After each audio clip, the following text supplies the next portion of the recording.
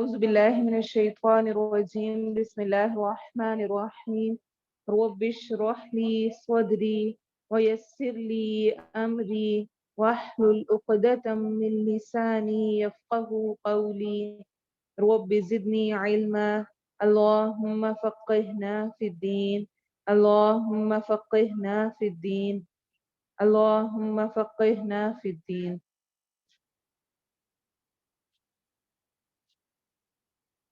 سورة النحل آية نمبر 51. وقال الله لا تتخذوا إلهين اثنين إنما هو إله واحد فإياي فارهبون وله ما في السماوات والأرض وله الدين واصبا أفغير الله تتقون. اور اللہ نے فرمایا تم دو معبود مت بناؤ، وہ تو صرف ایک ہی معبود ہے، سو مجھے سے پس تم ڈرو۔ تو الہین کن کے دو الہ ہیں؟ جانتے ہیں آپ کس مذہب میں دو الہ ہیں؟ مجوسی مذہب میں۔ وہ الہ خیر اور الہ شر کا بھی کانسیپٹ رکھتے ہیں، یعنی کہ ایک خیر کا الہ ہے اور ایک شر کا۔ اور اسی طرح مختلف فرقوں میں مختلف مذاہب میں مختلف طرح کے کانسیپٹس ہیں۔ کسی کے الہ جس طرح ہندوؤں میں بہت زیادہ ہوتے ہیں، اور کچھ ایک الہ اور اس کے ہی مختلف طرح کے درجات بنا لیتے ہیں، جیسے عیسیٰ علیہ السلام کو بنایا گیا۔ تو اللہ کیا فرما رہے ہیں؟ تم دو معبود مت بناؤ، وہ تو صرف ایک ہی معبود ہے، سو مجھی سے پس تم ڈرو، اور اسی کا ہے جو کچھ آسمانوں میں اور جو کچھ زمین میں ہے، اور عبادت بھی ہمیشہ اسی کی ہے، پھر کیا اللہ کے غیر سے ڈرتے ہو؟ اچھا، مجوسی ویسے بھی آگ کی پرستش کرتے ہیں نا، آگ کو پوجنے والے ہوتے ہیں۔ اور تمہارے پاس جو بھی نعمت ہے وہ اللہ کی طرف سے ہے، اور تمہارے پاس جو بھی نعمت ہے اللہ کی طرف سے ہے۔ محسوس کرتے ہیں ہم یہ کہ اللہ کی طرف سے ہے؟ کہیں میرے الفاظ سے، کہیں کسی چیز سے یہ محسوس تو نہیں ہوتا کہ اس میں میرا کیا کرایا ہے؟ میرا بچہ چونکہ بہت محنت کرتا ہے اس لیے فرسٹ آتا ہے، میرے شوہر چونکہ بہت زیادہ محنت کرتے ہیں بڑا صبح سے شام تک، اس لیے وہ اتنا کما لیتے ہیں۔ میں اپنے بچوں پر بہت زیادہ محنت کرتی ہوں، انہیں بیٹھ کے بڑا پڑھاتی ہوں، اس لیے وہ بڑے اچھے فرما بردار ہیں، میں نے شروع سے ان کی تربیت ایسی کی ہے۔ یہ ساری باتیں یہ شو کر رہی ہوتی ہیں کہ میں اپنے آپ کو یا اپنے شوہر کو یا اپنے بچوں کو یا کسی انسان کو اس کا مرہون منت قرار دے رہی ہوں کہ ان کی وجہ سے یہ ہو رہا ہے، وہ ایسا کریں اس لیے۔ حالانکہ بہت سارے بچے پڑھ رہے ہوتے ہیں لیکن سب کی فرسٹ پوزیشن نہیں آتی، ہر کسی کا ذہن ایک جیسا نہیں ہے۔ بہت سارے مزدور کی جیسی ڈیوٹی ہے ویسی کسی اور کی نہیں ہے، جتنی سخت وہ لوگ ڈیوٹی دیتے ہیں صبح سے شام تک، جس طرح وہ کھپائی کرتے ہیں ان کو ویسا رزق نہیں ملتا جیسے آفیسز میں اور بڑے عہدوں میں بیٹھے ہوئے حاصل کر لیتے ہیں۔ یا اگر میں بچے کو بہت اچھا پڑھا رہی ہوں، کوشش کر رہی ہوں، لیکن اس سے زیادہ کوشش کرنے والے بہت سارے ہیں، اگر میرے بچے کو اچھا آ گیا ہے یا اس کی تربیت اچھی ہے یا کوئی اس میں صفت اچھی ہے تو اس میں میرا کوئی کمال نہیں ہے۔ تو ہر چیز کو اللہ کی طرف منسوب کرنا انتہائی ضروری ہے نعمتوں کو بڑھانے کے لیے۔ یہ شکر کا ایک رویہ ہے کہ سب کچھ اللہ کی دین ہے، اللہ کی طرف سے ہے۔ اگر کچھ اچھا ہے، اگر صحت ہے، کیونکہ میں یہ کچھ کھاتی ہوں اور اس طرح اپنی ڈائٹ کا خیال رکھتی ہوں اس لیے میں ایسی فریش رہتی ہوں یا میری صحت اچھی ہے۔ کسی کا کچھ بھی کمال نہیں ہے کسی بھی چیز میں، اور تمہارے پاس جو بھی نعمت ہے وہ اللہ کی طرف سے ہے۔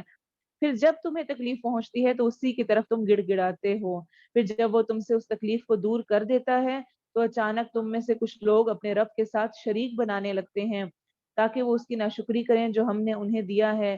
سو تم فائدہ اٹھا لو، پس ان قریب تم جان لو گے، اور وہ ان معبودوں کے لیے جن کے بارے میں وہ نہیں جانتے ایک حصہ اس میں سے مقرر کرتے ہیں جو ہم نے انہیں دیا ہے۔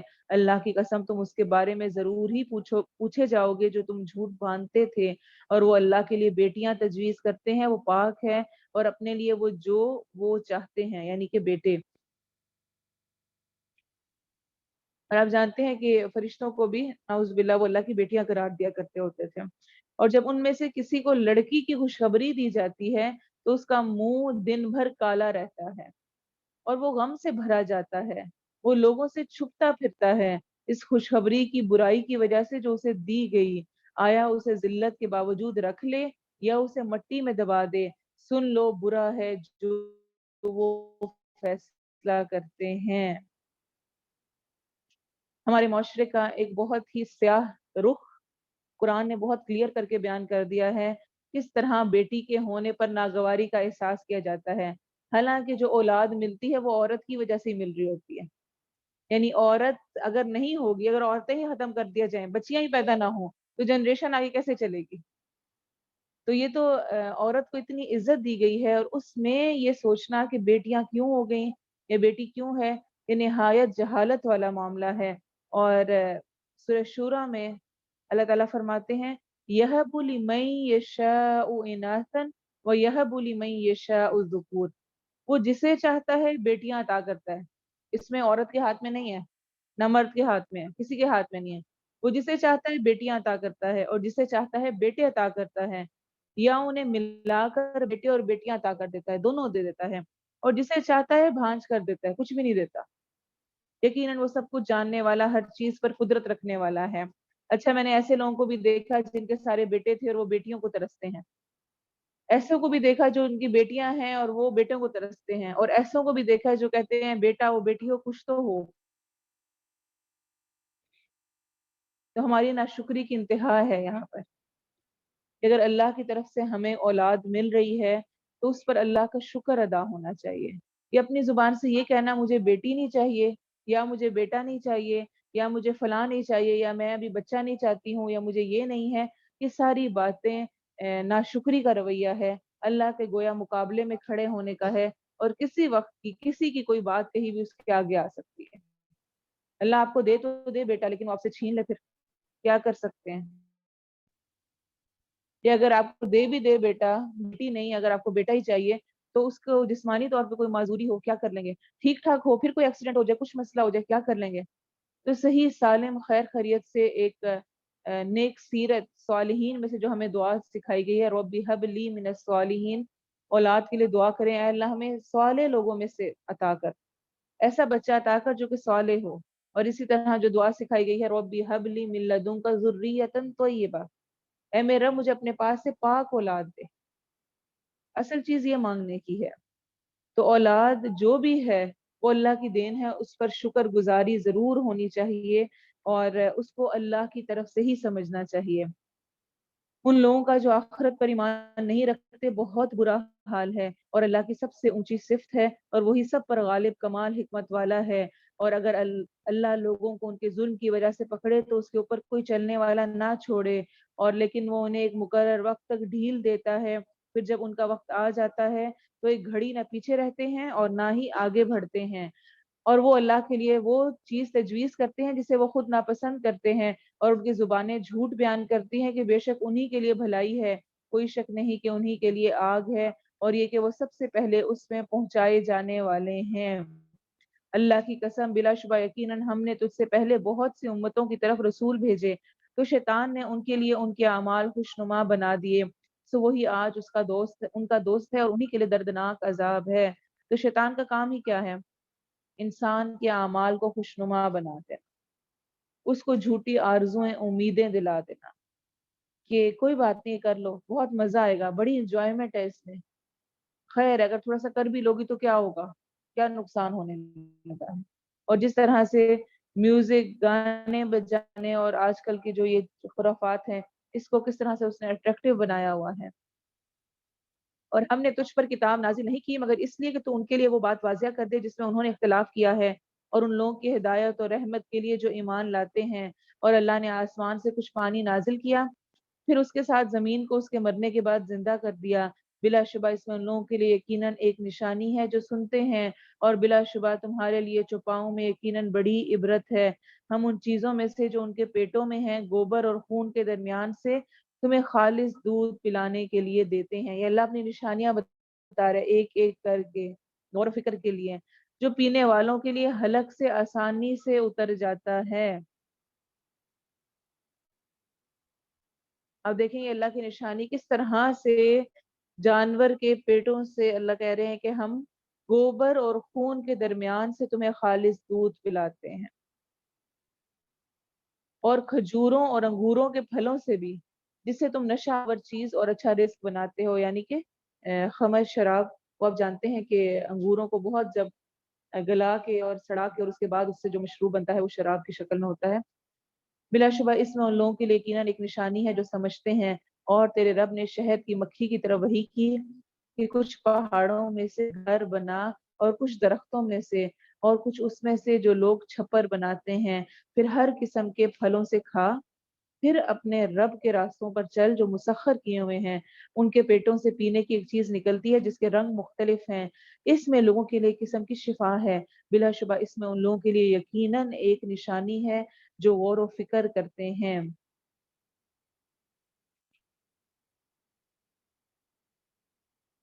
شہد کی مکھی کے بارے میں اگر آپ تفصیلی طور پہ پڑھیں، اور اگر اب تک نہیں پڑھا ہے تو ضرور دیکھیں، انسان حیران رہ جاتا ہے کس طرح سے ان کا سارا نظام چل رہا ہے، کس طرح ایک ملکہ مکھی ہوتی ہے اور باقی ساری مکھیاں کس طرح رس نچوڑ کے لے کر آتی ہیں، اور پوری زندگی میں ایک مکھی اپنی پوری زندگی لگا کے جتنا شہد لاتی ہے وہ ہمارے ایک چمچے کا تھوڑا سا حصہ ہے، اور اپنی پوری زندگی اس میں وہ لگا دیتی ہے، اور کس طرح سے ان کا پورا انتظام چلتا ہے۔ وقت کی کمی ہے ورنہ ہم اس کو ڈیٹیل میں ڈسکس کرتے کہ ان کا چھتا کیسے بنا ہوا ہوتا ہے، اور کس طرح سے اگر کوئی کچھ زہریلا لے آئے تو جو دربان یا جو پہرے دار کھڑا ہے وہیں پر وہ مکھی اس کو مار دیتی ہے، اندر نہیں آنے دیتی جس میں تھوڑا سا بھی زہر ہو۔ پھر ہر طرح کے پھلوں سے پھولوں سے وہ اس نے رس لیے ہوئے ہوتے ہیں، اسی لیے آپ جانتے ہیں نا جڑی بوٹیاں اور ان چیزوں میں شفا رکھی گئی ہے، ان کے اندر کتنے ہوتے ہیں، فلاں جڑی بوٹی کا فلاں فائدہ، فلاں کا فلاں۔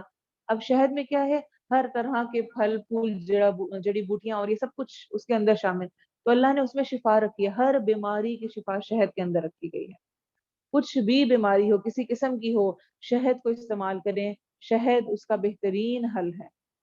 تو اللہ تعالیٰ گنوا رہے ہیں کہ کس طرح وہ گھر بناتی ہے، اور کہاں پہاڑوں میں، درختوں میں، چھپر، اور پھر ہر قسم کے پھل سے کھا کر پھر اپنے رب کے راستوں پر چلتی ہے، یعنی جو اللہ نے اس کے لیے مسخر کیے ہوئے ہیں، جو اس کے لیے ہیں، وہاں جا کر۔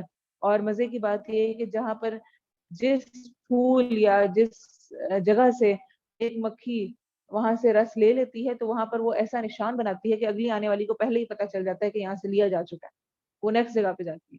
اور اس طرح کر کے اگر آپ ان کے پڑھیں تنظیم کس طرح یہ ساری کام کر رہی ہوتی ہیں تو انسان حیران رہ جاتا ہے کتنی زیادہ مینجمنٹ کے ساتھ ان کا کام چل رہا ہوتا ہے۔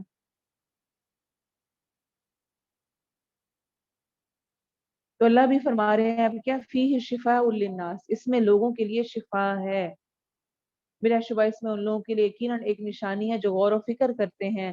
اور اللہ نے تمہیں پیدا کیا، پھر وہ تمہیں فوت کرتا ہے، اور تم میں سے کوئی وہ ہے جو سب سے نکمی عمر کی طرف لوٹایا جاتا ہے، یعنی بڑھاپے کی طرف، تاکہ وہ جان لینے کے بعد کچھ نہ جانے۔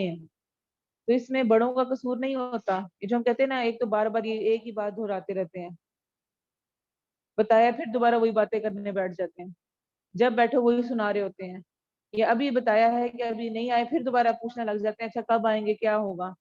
تو یہ اللہ نے بندے کو واپس اس عمر میں لٹا دیا ہے کہ جب وہ بہت کمال سب کچھ پہنچ چکا تھا اور سب کچھ جان چکا تھا، اس کے بعد نہ جانا، جیسے کہ بچے ہوتے ہیں، بچے بھی ایسے ہی کرتے ہیں نا، آپ ایک دو انہیں بتائیں تو یہ کہاں سے آیا، آپ بتاتے ہیں، پھر پوچھتے ہیں اماں نہیں کہاں سے آیا، پھر کہاں سے آیا، 10 دفعہ پوچھیں گے، 10 دفعہ جواب دے دیں، اسی کی طرح واپس بڑھاپے میں انسان لوٹا دیا جاتا ہے۔ اس میں کسی ایک بوڑھے شخص کا مسئلہ نہیں ہے، یہ اللہ کی طرف سے سب کے ساتھ یہ ہوتا ہے، سب نے اس میں جانا ہے۔ اس میں اسی لیے آج ہم انشاءاللہ سورہ اسراء کی آیات پڑھیں گے کہ اس موقع پر والدین کے ساتھ حسن سلوک، انہوں نے جتنی دفعہ مرضی وہ کہانیاں اور واقعات، ان کو مزہ آتا ہے کہ وہ پچھلی اپنی سنائیں فلاں زمانے کی، یہ ہوا وہ ہوا، اس کو خوشی سے چپ کر کے سن لیں، اس میں اسی میں خوشی ہے، اور اس میں آپ کو جو اجر ملے گا وہ شاید آپ کو بہت بڑی بڑی عبادات کر کے بھی نہ ملے، کہ بیٹھ کر بس ان کی سن لیں، ہاں میں ہاں ملا دیں، یہ نہ کہیں کہ ہاں آپ نے بتایا تھا، ہاں پتہ ہے وہ آپ نے کل بھی بتایا تھا، یا اس طرح کے رویے نہ اختیار کیے جائیں۔ تو اللہ کیا کہہ رہے ہیں، اور اس کو ارذل العمر کہا ہے، یعنی نکمی عمر، بالکل انسان کسی کام کا نہیں رہتا، کچھ بھی نہیں کر سکتا ہے،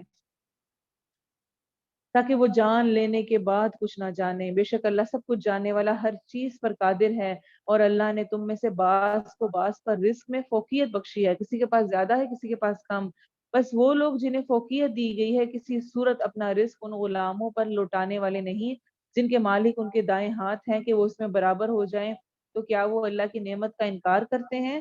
یعنی یہ مثال دی گئی ہے کہ جو مالک ہے وہ اپنے غلام کو کبھی بھی اتنا زیادہ نہیں دے گا کہ وہ غلام مالک کے برابر ہو جائے، ایسا کبھی نہیں ہوتا ہے۔ تو کیوں تم اللہ کے ساتھ ان انسانوں کو شریک کرتے ہو جو کسی کام کے نہیں، جن کا خالق کے ساتھ کوئی مقابلہ نہیں ہے؟ اور اللہ نے تمہارے لیے خود تمہی میں سے بیویاں بنائی، اور تمہارے لیے تمہاری بیویوں سے بیٹے اور پوتے بنائے، اور تمہیں پاکیزہ چیزوں سے رزق دیا، تو کیا وہ باطل کو مانتے ہیں اور اللہ کی نعمت کا وہ انکار کرتے ہیں، اور وہ اللہ کے سوا ان کی عبادت کرتے ہیں جو نہ انہیں آسمانوں اور زمین سے کچھ بھی رزق دینے کے مالک ہیں اور نہ ہی وہ طاقت رکھتے ہیں؟ بس اللہ کے لیے مثالیں بیان نہ کرو، بے شک اللہ جانتا ہے اور تم نہیں جانتے۔ اللہ نے ایک مثال بیان کی، ایک غلام ہے جو کسی کی ملکیت ہے، کسی چیز پر قدرت نہیں رکھتا، اور وہ شخص جسے ہم نے اپنی طرف سے اچھا رزق دیا ہے تو وہ اس میں سے پوشیدہ اور کھلم کھلا خرچ کرتا ہے۔ کیا وہ برابر ہو سکتے ہیں؟ الحمدللہ، سب تعریف اللہ کے لیے ہے، بلکہ ان کے اکثر نہیں جانتے۔ اور اللہ نے ایک مثال بیان کی، دو آدمی ہیں جن میں سے ایک گونگا ہے، کسی چیز پر قدرت نہیں رکھتا، اور وہ اپنے مالک پر بوجھ ہے، وہ اسے جہاں بھی بھیجتا ہے کوئی بھلائی لے کر نہیں آتا۔ کیا یہ اور وہ شخص برابر ہیں جو عدل کے ساتھ حکم دیتا ہے اور وہ سیدھے راستے پر ہے؟ تو جس طرح یہ برابر نہیں، ویسے ہی اللہ کی ذات اور مخلوق میں کوئی اس کے برابر نہیں۔ اور کچھ کہتے ہیں کہ یہ کافر اور مسلمان کی مثال ہے، لیکن زیادہ یہ رب تعالیٰ اور جو مخلوق میں اس کو خالق بنایا جاتا ہے یا اس کو سمجھا جاتا ہے، اس کی مثال بیان کی گئی ہے۔ اور آسمان اور زمین کا غیب اللہ ہی کے پاس ہے، اور قیامت کا معاملہ نہیں ہے مگر آنکھ جھپکنے کی طرح، یا وہ اس سے بھی زیادہ قریب ہے۔ بے شک اللہ ہر چیز پر پوری طرح قادر ہے۔ بے شک اور اللہ نے تمہیں تمہاری ماؤں کے پیٹوں سے اس حال میں نکالا کہ تم کچھ نہ جانتے تھے، اور اس نے تمہارے لیے کان اور آنکھیں اور دل بنا دیے تاکہ تم شکر کرو۔ تو ماؤں کے پیٹوں سے اس حال میں نکالا کہ تم کچھ نہ جانتے تھے، کچھ الف بے نہیں پتا تھی دنیا کی۔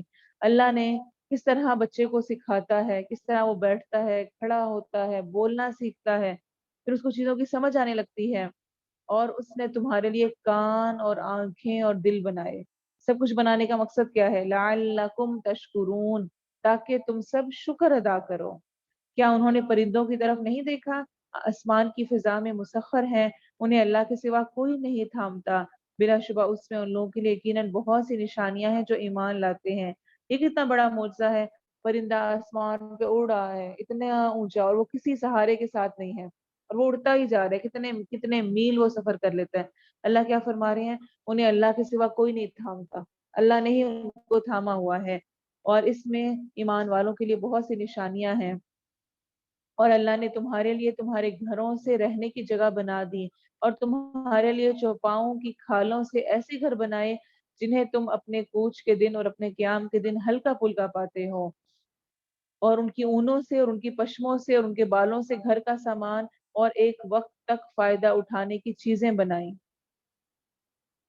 اور اللہ نے تمہارے لیے ان چیزوں سے جو اس نے پیدا کی سائے بنا دیے، اور تمہارے لیے پہاڑوں میں سے چھپنے کی جگہیں بنائیں، اور تمہارے لیے کچھ قمیضیں بنائیں جو تمہیں گرمی سے بچاتی ہیں، اور کچھ قمیضیں جو تمہیں تمہاری لڑائی میں بچاتی ہیں۔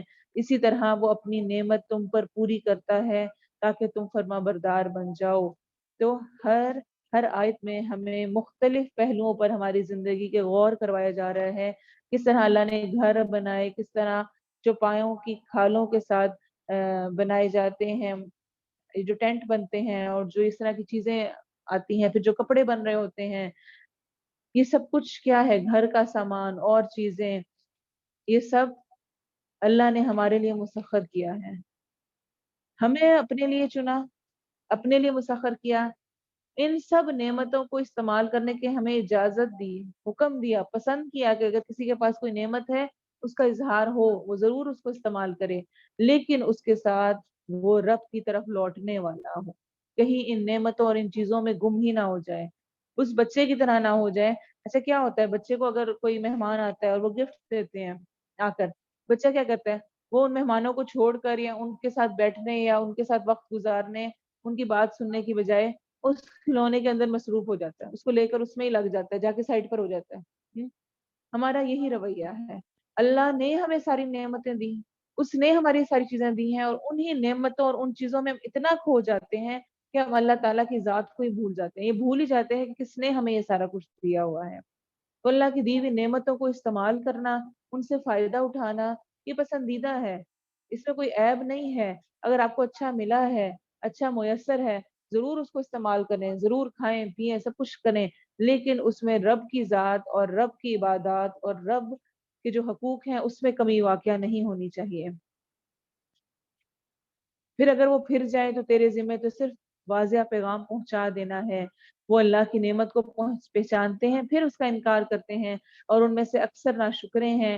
اور جس دن ہم ہر امت میں سے ایک گواہ کھڑا کریں گے، پھر ان لوگوں کے لیے جنہوں نے کفر کیا نہ اجازت دی جائے گی اور نہ ان سے معافی کی درخواست لی جائے گی۔ اور جب وہ لوگ جنہوں نے ظلم کیا عذاب کو دیکھ لیں گے تو نہ وہ ان سے ہلکا کیا جائے گا اور نہ انہیں مہلت دی جائے گی۔ اور جب وہ لوگ جنہوں نے شریک بنائے اپنے شریکوں کو دیکھیں گے تو کہیں گے اے ہمارے رب یہی ہے ہمارے وہ شریک جنہیں ہم تیرے سوا پکارا کرتے تھے۔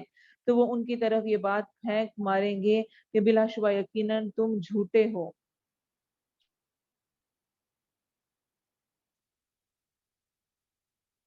اور اس دن وہ اللہ کے سامنے فرما بردار ہونا پیش کریں گے، اور ان سے گم ہو جائے گا جو وہ جھوٹ باندھا کرتے تھے۔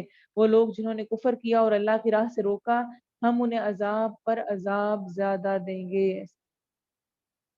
اس کے بدلے جو وہ فساد کیا کرتے تھے۔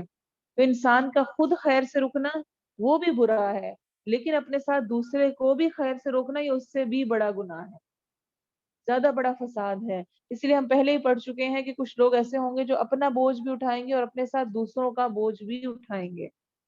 خود تو گناہ کیا، خود تو غلط کیا، ساتھ دوسرے کو بھی چھوڑ دیا، اس کو بھی اس سے ہٹا دیا۔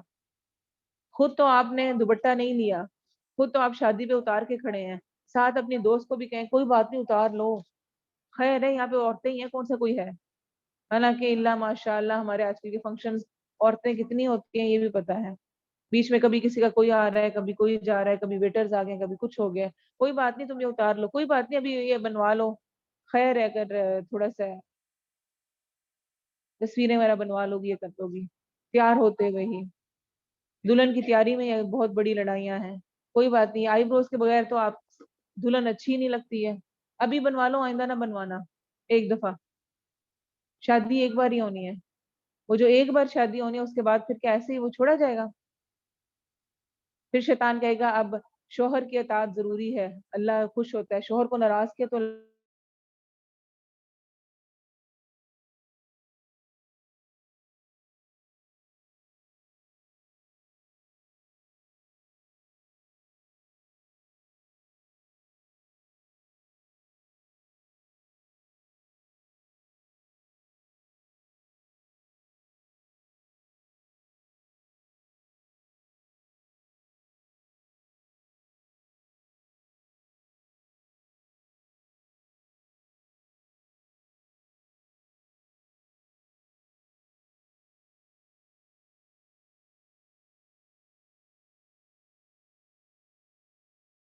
گواہ کھڑا کریں گے اور تجھے ان لوگوں پر گواہ بنا کر لائیں گے، اور ہم نے تجھ پر یہ کتاب نازل کی اس حال میں کہ ہر چیز کا واضح بیان ہے، اور فرما برداروں کے لیے ہدایت اور رحمت اور خوشخبری ہے۔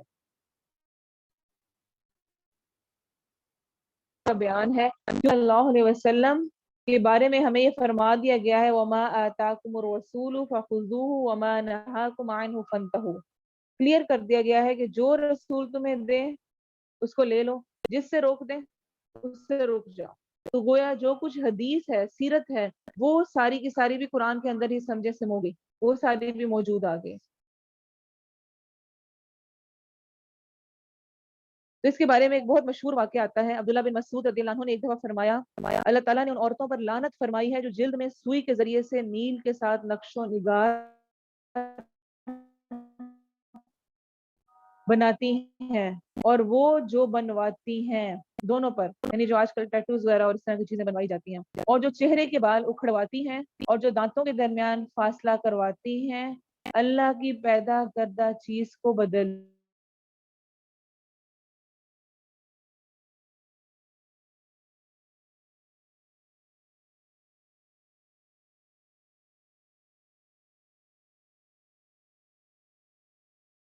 اللہ کے رسول صلی اللہ علیہ وسلم نے لعنت کی ہے۔ اور جو اللہ کی کتاب میں بھی ہے اس نے کہا میں نے دونوں تختیوں کے درمیان پورا قرآن پڑھا ہے، اس میں تو تمہاری یہ بات مجھے نہیں ملی، کہیں پر قرآن میں نہیں لکھا ہوا۔ ہم بھی اکثر یہ کہتے ہیں، آج کل یہ بڑا کامن ہے، کسی سے پوچھو کہتے ہیں قرآن میں کہاں لکھا ہوا ہے، پردے کا حکم کہاں ہے قرآن میں؟ حالانکہ کھول کر کبھی قرآن پڑھا ہے ہی نہیں، کہاں پہ لکھا ہوا ہے کہ یہ کرنا چاہیے قرآن میں؟ حالانکہ لکھا ہوا ہے۔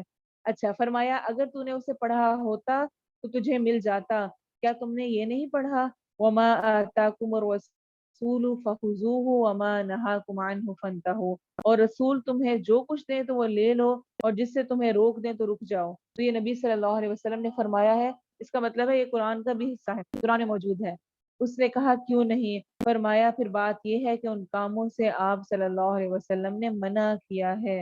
ان اللہ یأمر بالعدل والإحسان وإیتاء ذی القربى وینہی عن الفحشاء والمنکر والبغی یعظکم لعلکم تذکرون، بے شک اللہ عدل اور احسان اور قرابت والے کو دینے کا حکم دیتا ہے اور بے حیائی اور برائی اور سرکشی سے منع کرتا ہے، وہ تمہیں نصیحت کرتا ہے تاکہ تم نصیحت حاصل کرو۔ عدل یعنی برابر کا، ہر کسی کو اس کا حق پورا پورا دینا جتنا وہ حق رکھتا ہے۔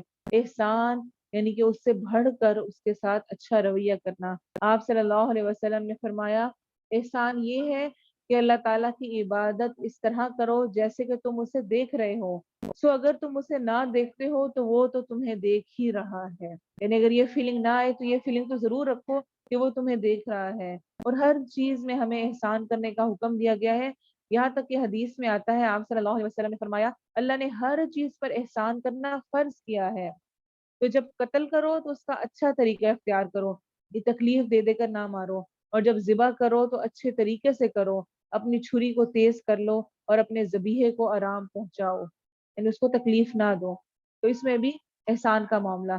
پھر قرابت داروں کو عطا کرنا، ان کو دینا۔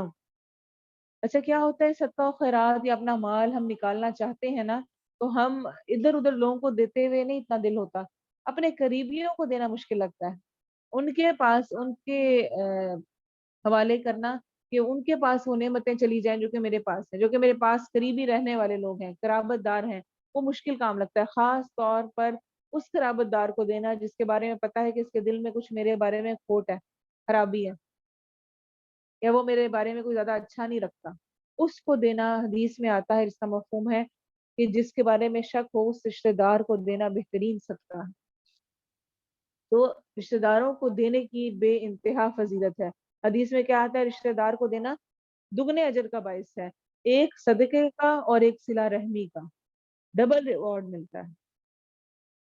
اس لیے جب اس دفعہ عید پر یا اپنے کوئی نکالیں یا کچھ سوچیں تو اس میں اپنے رشتہ داروں کو ضرور یاد رکھیں، ان کو ضرور کچھ نہ کچھ دیں، لازمی نہیں کہ بہت بڑی بڑی چیزیں ہوں، چھوٹی چیز ہو لیکن ان کو اپنے ساتھ ضرور شامل کریں۔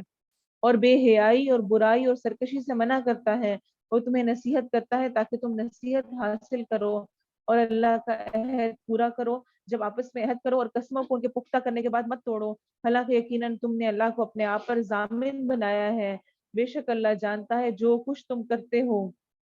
آپ صلی اللہ علیہ وسلم نے فرمایا جو شخص کسی بات پر قسم کھائے پھر اس کے علاوہ دوسرے کام کو اس سے زیادہ اچھا سمجھے تو وہ دوسرا کام اختیار کرے اور اپنی قسم کا کفارہ دے دے، یہ ہم پہلے بھی قسم سے متعلق پڑھ چکے ہیں۔ اور اس عورت کی طرح نہ ہو جاؤ جس نے اپنا سوت مضبوط کرنے کے بعد ٹکڑے ٹکڑے کر کے توڑ ڈالا، تم اپنی قسموں کو اپنے درمیان فریب کا ذریعہ بناتے ہو اس لیے کہ ایک جماعت دوسری جماعت سے بھڑی ہوئی ہو، اللہ تو تمہیں اس کے ساتھ صرف آزماتا ہے اور یقیناً قیامت کے دن وہ تمہارے لیے ضرور واضح کرے گا جس میں تم اختلاف کیا کرتے تھے، اور اگر اللہ چاہتا تو یقیناً تمہیں ایک ہی امت بنا دیتا، اور لیکن وہ گمراہ کرتا ہے جسے چاہتا ہے اور ہدایت دیتا ہے جسے چاہتا ہے، اور یقیناً تم اس کے بارے میں ضرور پوچھے جاؤ گے جو تم کیا کرتے تھے۔ اور اپنی قسموں کو اپنے درمیان فریب کا ذریعہ نہ بناؤ، ایسا نہ ہو کہ کوئی قدم اپنے جمنے کے بعد پھسل جائے اور تم برائی کا مزہ چکھو، اس کے بدلے جو تم نے اللہ کی راہ سے روکا اور تمہارے لیے بہت بڑا عذاب ہو، اور اللہ کے عہد کے بدلے کم قیمت نہ لو، بے شک وہ چیز جو اللہ کے پاس ہے وہی تمہارے لیے بہتر ہے اگر تم جانتے ہو۔ جو کچھ تمہارے پاس ہے وہ ختم ہو جائے گا اور جو اللہ کے پاس ہے وہ باقی رہنے والا ہے، اور یقیناً ہم ان لوگوں کو جنہوں نے صبر کیا ضرور ان کا اجر بدلے میں دیں گے، ان بہترین اعمال کے مطابق جو وہ کیا کرتے تھے۔ تو صبر کا اجر بار بار ذکر ہے، صبر کرنے پر اجر ہے۔ اللہ کیا کہہ رہے ہیں، جو کچھ تمہارے پاس ہے وہ ختم ہو جانا ہے، ایک وقت آنا ہے سب ختم، لیکن جو اللہ کے پاس اجر و ثواب محفوظ ہے وہ ہمیشہ باقی رہنے والا ہے۔ اور اسی طرح سورہ زمر میں بھی آتا ہے انما یوفی الصابرون اجرهم بغیر حساب، صرف کامل صبر کرنے والوں کو ان کا اجر کسی شمار کے بغیر دیا جائے گا، بے پناہ اجر دیا جائے گا۔ بس جب تو قرآن پڑھے تو مردود شیطان سے اللہ کی پناہ طلب کر۔ اس آیت سے یہ دلیل ہے کہ قرآن جس وقت بھی پڑھنا شروع کریں گے تو اس سے پہلے اعوذ باللہ من الشیطان الرجیم پڑھیں گے۔ یہ کیا کہا جا رہا ہے، پس جب تو قرآن پڑھے تو مردود شیطان سے اللہ کی پناہ طلب کر۔ تو یہ تسمیہ ہے، بسم اللہ الرحمن الرحیم، وہ سورتوں کے شروع میں ہے۔ جب ہم شروع کریں گے تلاوت تو تعوذ اور تسمیہ دونوں پڑھ لیں تو بھی ٹھیک ہے، لیکن تعوذ کو خاص طور پر پڑھنا ضروری ہے۔ اور اگر آپ سورت شروع کر رہے ہیں تو دونوں کو، ورنہ آپ تعوذ پڑھ کے بھی اپنی تلاوت کو شروع کر سکتے ہیں۔ بے شک حقیقت یہ ہے کہ اس کا ان لوگوں پر کوئی غلبہ نہیں، کوئی زور نہیں جو ایمان لائے اور صرف اپنے رب پر بھروسہ رکھتے ہیں۔ تو ایسے بھی لوگ ہیں جن پر شیطان کا کوئی زور نہیں چلتا، اس کا غلبہ تو صرف ان لوگوں پر ہے جو اس سے دوستی رکھتے ہیں اور جو اس کی وجہ سے شریک بنانے والے ہیں۔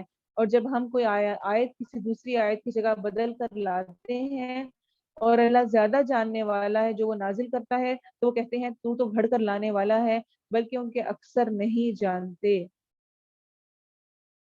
یہ وہی جو ہم ناسخ و منسوخ کے بارے میں پڑھ چکے ہیں اسی کا دوبارہ سے ذکر ہے کہ جب آیت بدلتے ہیں، اور آپ جانتے ہیں کہ جو یہ ناسخ و منسوخ ہے یعنی ایک آیت کی جگہ دوسری آیت کا آ جانا اور پچھلی آیت کا حکم یا وہ آیت ختم ہو جانا، یہ صرف اور صرف ہماری امت محمدیہ میں نہیں بلکہ پچھلی تمام شریعتوں میں یہ چیز موجود تھی۔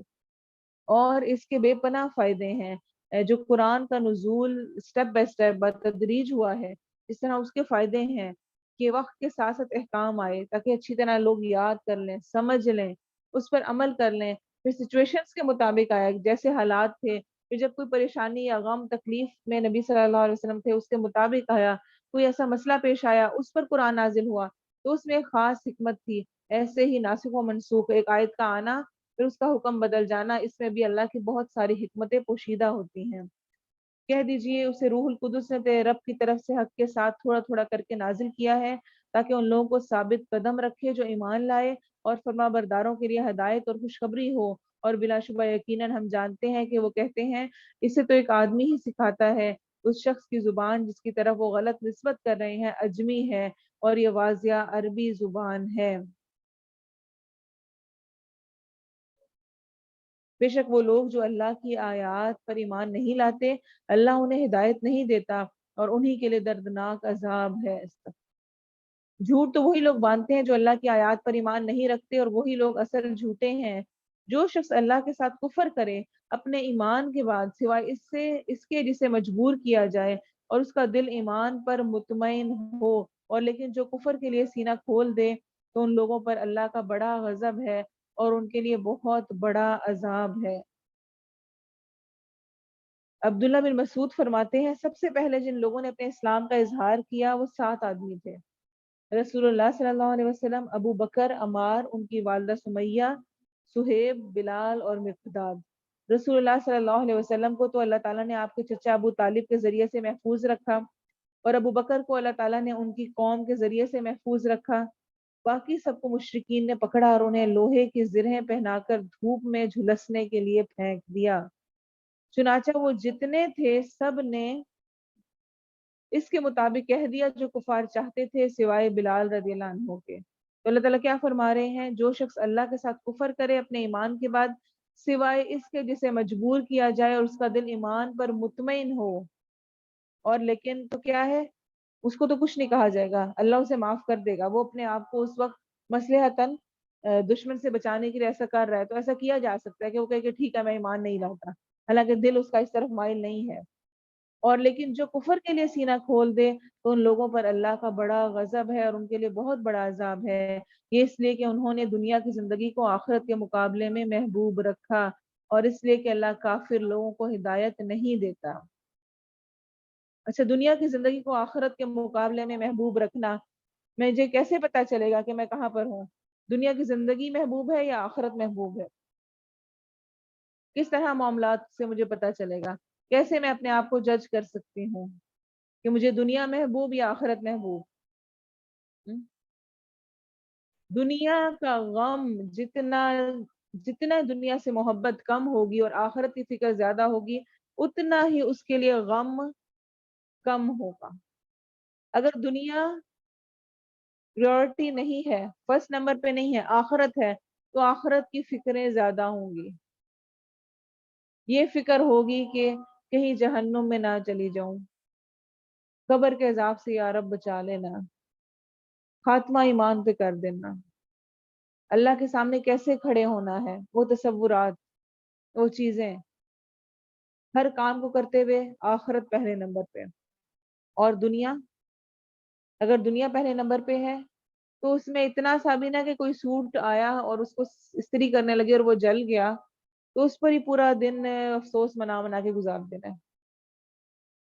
اور کسی نے تھوڑا سا کچھ کہہ دیا، ایسا موڈ آف ہوا کہ اگلے 3 دن بولنا ہی نہیں کسی سے، نہ کوئی کام کرنا ہے، نہ کوئی بات کرنی ہے، خود بھی پروڈکٹیو نہیں رہے، دوسروں کو بھی تکلیف اذیت میں ڈالا ہوا ہے۔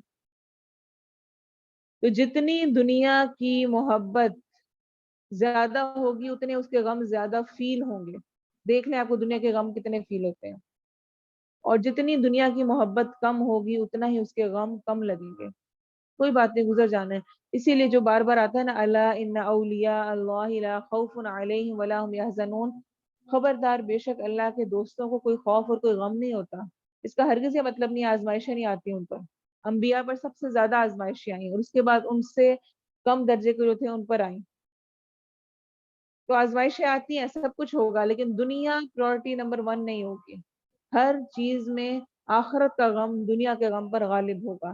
صحابہ کرام اور ہم میں فرق ہی یہ ہے، صحابہ کرام کی پریورٹی نمبر 1، ترجیح نمبر 1 آخرت تھی، اور ہماری ترجیح نمبر 1 دنیا بن گئی ہے ہر چیز میں۔ اور اس لیے کہ اللہ کافر لوگوں کو ہدایت نہیں دیتا، یہ وہی لوگ ہیں جن کے دلوں اور ان کے کانوں اور ان کی آنکھوں پر اللہ نے مہر لگا دی ہے، اور یہی لوگ ہیں جو بالکل غافل ہیں۔ کوئی شک نہیں کہ یہ لوگ آخرت میں وہی خسارہ اٹھانے والے ہیں۔ پھر بے شک تیرا رب ان لوگوں کے لیے جنہوں نے وطن چھوڑا، اس کے بعد کے فتنے میں ڈالے گئے، پھر انہوں نے جہاد کیا اور صبر کیا، یقیناً تیرا رب اس کے بعد ضرور بے حد بخشنے والا نہایت مہربان ہے۔ جس دن ہر شخص اس حال میں آئے گا کہ وہ اپنی طرف سے جھگڑ رہا ہوگا، اور ہر شخص کو پورا دیا جائے گا جو اس نے کیا، اور ان پر ظلم نہ کیا جائے گا۔ اور اللہ نے ایک بستی کی مثال بیان کی جو امن والی، اطمینان والی تھی، اس کے پاس اس کا رزق کھلا ہر جگہ سے آتا تھا، تو اس نے اللہ کی نعمتوں کی ناشکری کی تو اللہ نے اسے بھوک اور خوف کا لباس پہنا دیا، اس کے بدلے جو وہ کیا کرتے تھے۔ دیکھ لیں ہر کچھ آیات کے بعد ناشکری کا رویے پر جو سزائیں ہیں ان کا ذکر، اور شکر کے فائدے بار بار بیان ہو رہے ہیں۔ صبر اور شکر کی اہمیت بار بار رپیٹ ہوتی ہے۔ تو اتنا کچھ ملا ہوا تھا، امن والی تھی، اطمینان والی تھی، ہر طرح کا رزق موجود تھا، ایک بستی کا ذکر ہے، اور اگر ایک انسان بھی ایسا ہے تو اس کے ساتھ یہ معاملہ ہے۔ اللہ کیا کہہ رہے ہیں؟ اس نے نعمتوں کی ناشکری کی تو اللہ نے اسے بھوک اور خوف کا لباس پہنا دیا، اور بلا شبہ یقیناً ان کے پاس انہی میں سے ایک رسول آیا تو انہوں نے اسے جھٹلا دیا، تو انہیں عذاب نے اس حال میں پکڑ لیا تھے۔ عبداللہ بن مسعود رضی اللہ عنہ بیان فرماتے ہیں کہ نبی صلی اللہ علیہ وسلم نے جب لوگوں کو ایمان لانے سے گریز کرتے ہوئے دیکھا تو آپ نے عرض کیا، اے اللہ یوسف علیہ السلام کے 7 سالوں جیسے 7 سال مسلط فرما۔ تو انہیں ایسی قحط سالی نے آ پکڑا جس نے ہر چیز کو تباہ و برباد کر دیا، یہاں تک کہ وہ چمڑے مردار اور لاشیں بھی کھا گئے۔ بھوک کی وہ شدت تھی تو ان میں سے کوئی آسمان کی طرف دیکھتا تو اسے دھواں نظر آتا۔ صحیح بخاری کی روایت ہے۔ سو کھاؤ اس میں سے جو اللہ نے تمہیں حلال پاکیزہ رزق دیا ہے، اور اللہ کی نعمت کا شکر کرو اگر تم اسی کی عبادت کرتے ہو۔ اس نے تو تم پر صرف مردار اور خون اور خنزیر کا گوشت اور وہ چیزیں حرام کی ہیں جن پر غیر اللہ کا نام پکارا جائے، پھر جو مجبور کر دیا جائے اس حال میں کہ نہ سرکش ہو اور نہ حد سے گزرنے والا، تو بے شک اللہ بے حد بخشنے والا نہایت رحم والا ہے۔ اور اس کی وجہ سے جو تمہاری زبانیں جھوٹ کہتی ہیں مت کہو کہ یہ حلال ہے اور یہ حرام ہے تاکہ اللہ پر جھوٹ باندھو، بے شک جو لوگ اللہ پر جھوٹ باندھتے ہیں وہ فلاح نہیں پاتے، بہت تھوڑا فائدہ ہے اور ان کے لیے دردناک عذاب ہے۔ اور ان لوگوں پر جو یہودی ہوئے، ہم نے وہ چیزیں حرام کی جو ہم نے تجھ پر اس سے پہلے بیان کی ہیں، اور ہم نے ان پر ظلم نہیں کیا، اور لیکن وہ اپنے آپ پر ہی ظلم کرتے تھے۔ پھر بے شک تیرا رب ان لوگوں کے لیے جنہوں نے جہالت سے برے عمل کیے پھر اس کے بعد توبہ کر لی اور اصلاح کر لی، بلا شبہ تیرا رب اس کے بعد یقیناً بے حد بخشنے والا نہایت مہربان ہے۔ بے شک ابراہیم علیہ السلام ایک امت تھا، یعنی ایک شخص اور پوری امت کیسے کہ جو ان کے اعمال تھے وہ ایسے تھے کہ گویا پوری امت کے اعمال کہ بہت سارے لوگ مل کر جو نیک کام کریں یا جو آزمائشوں سے گزریں، ویسے وہ ایک اکیلے اس میں کافی تھے، تو اس لیے ان کو پوری امت قرار دیا اللہ نے ان کی فضیلت میں۔ وَلَمْ يَكُ مِنَ الْمُشْرِكِينَ، اللہ کا فرما بردار ایک اللہ کی طرف ہو جانے والا اور وہ مشرکوں میں سے نہ تھا۔ شَاكِرٌ لِأَنْعُمِهِ، اس کی نعمتوں کا شکر کرنے والا تھا۔ اللہ کرے کہ اللہ کی لسٹ میں ہم بھی اللہ کی نعمتوں کا شکر کرنے والے ہوں۔ اس کی نعمتوں کا شکر کرنے والا خاص طور پہ مینشن کیا گیا، یعنی نامہ اعمال میں یہ چیز خاص طور پہ لکھی جاتی ہے، یہ بندہ شکر کرتا ہے یا ناشکری کرتا ہے، واویلا مچاتا ہے، افسوس کرتا ہے یا اس پر صبر کرتا ہے۔ اور اس نے اسے چن لیا اور اسے سیدھے راستے کی طرف ہدایت دی، اور ہم نے اسے دنیا میں بھلائی دی اور بے شک وہ آخرت میں بھی یقیناً نیک لوگوں میں سے ہے۔ پھر ہم نے تیری طرف وحی کی ابراہیم کی ملت کی پیروی کر جو ایک اللہ کی طرف ہو جانے والا تھا اور مشرکوں میں سے نہ تھا۔ ہفتے کے دن تو صرف ان لوگوں پر مقرر کیا گیا جنہوں نے اس میں اختلاف کیا، اور بے شک تیرا رب ان کے درمیان قیامت کے دن یقیناً اس کا فیصلہ کرے گا جس میں وہ اختلاف کیا کرتے تھے۔ اپنے رب کے راستے کی طرف حکمت اور اچھی نصیحت کے ساتھ بلا۔ تو دین کی دعوت دینی ہے، لوگوں کو دین کی طرف بلانا ہے، تو کیا شرط رکھی گئی ہے؟ حکمت اور موعظہ حسنہ، یعنی حکمت کیا ہوتی ہے؟ صحیح وقت پر صحیح فیصلہ، اس وقت کس سے کس طرح بات کرنی ہے، اور اچھی نصیحت، اور ان سے اس طریقے کے ساتھ بحث کر جو سب سے اچھا ہے۔ بے شک تیرا رب ہی زیادہ جاننے والا ہے جو اس کے راستے سے گمراہ ہوں، اور وہی ہدایت پانے والوں کو زیادہ جاننے والا ہے۔ اور اگر تم بدلہ لو تو اتنا ہی بدلہ لو جتنی تمہیں تکلیف دی گئی ہے، اور بلا شبہ اگر تم صبر کرو تو یقیناً وہ صبر کرنے والوں کے لیے بہتر ہے۔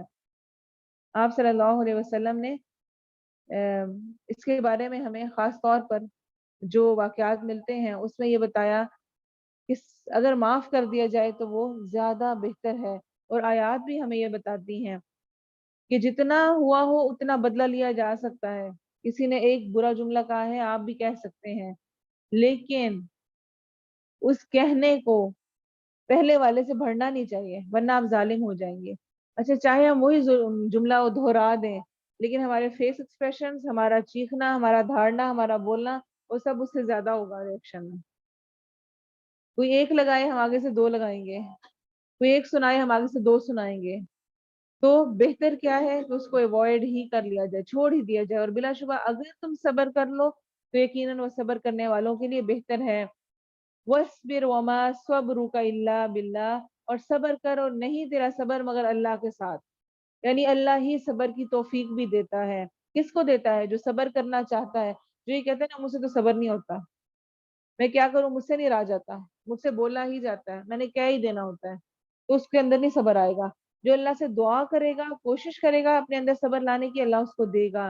اور ان پر غم نہ کر اور نہ کسی تنگی میں مبتلا ہو اس سے جو وہ تدبیریں کرتے ہیں، بے شک اللہ ان لوگوں کے ساتھ ہے جو ڈر گئے اور ان لوگوں کے جو نیکی کرنے والے ہیں۔ بے شک سورہ بنی اسرائیل، اس کا دوسرا نام سورہ اسراء بھی ہے، پہلی آیت کے ریفرنس سے ہی شروع اللہ کے نام سے جو بہت مہربان نہایت رحم کرنے والا ہے۔ اس کی پہلی آیت میں مشہور واقعہ اسراء و معراج کا ذکر ہے۔ معراج کے بارے میں تو نہیں، اسراء کے بارے میں یہاں پہ ذکر کیا گیا ہے، لیکن چونکہ اسراء و معراج کا واقعہ اکٹھا پیش آیا تھا، سخت مشرکین مکہ کی مخالفت تھی، آپ صلی اللہ علیہ وسلم بہت پریشان تھے، آپ کے دل کو ڈھارس بندانے کے لیے خاص طور پر آپ کو یہ سفر کرایا گیا۔ اللہ تعالیٰ کی خاص معیت، خاص کہ اللہ کی ذات نبی صلی اللہ علیہ وسلم کے ساتھ ہے، اس کو اس کو دل میں لانے کے لیے کہ نبی صلی اللہ علیہ وسلم اس پر جم جائیں، اور یہ طائف کے واقعے کے بعد کی بات ہے۔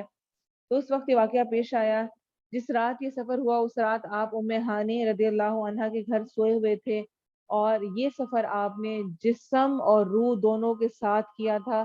اس میں علماء اختلاف کرتے ہیں، لیکن جو صحیح عقیدے میں تمام علماء ہیں وہ یہی کہتے ہیں کہ جسم اور روح کے ساتھ گئے تھے، صرف روح نہیں گئی تھی، یعنی صرف خواب میں آپ نے ایسے نہیں دیکھا، آپ حقیقتاً گئے تھے اپنے جسم اور روح کے ساتھ۔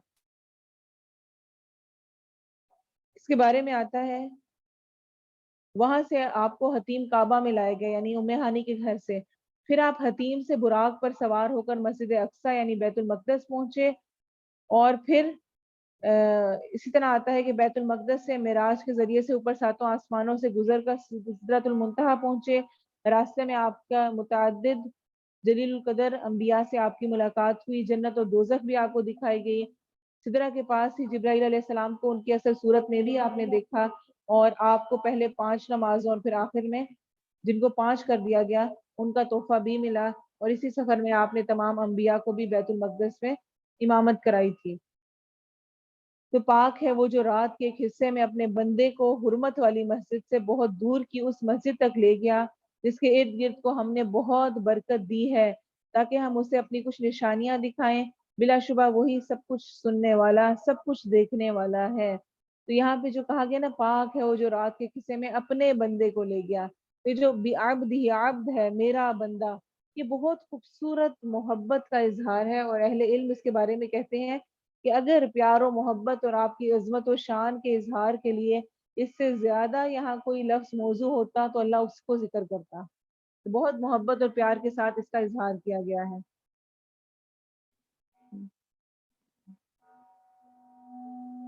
اور ہم نے موسیٰ علیہ السلام کو کتاب دی، ادھر آ جائے، اور ہم نے موسیٰ علیہ السلام کو کتاب دی اور اسے بنی اسرائیل کے لیے ہدایت بنایا کہ تم میرے سوا کوئی کارساز نہ پکڑو۔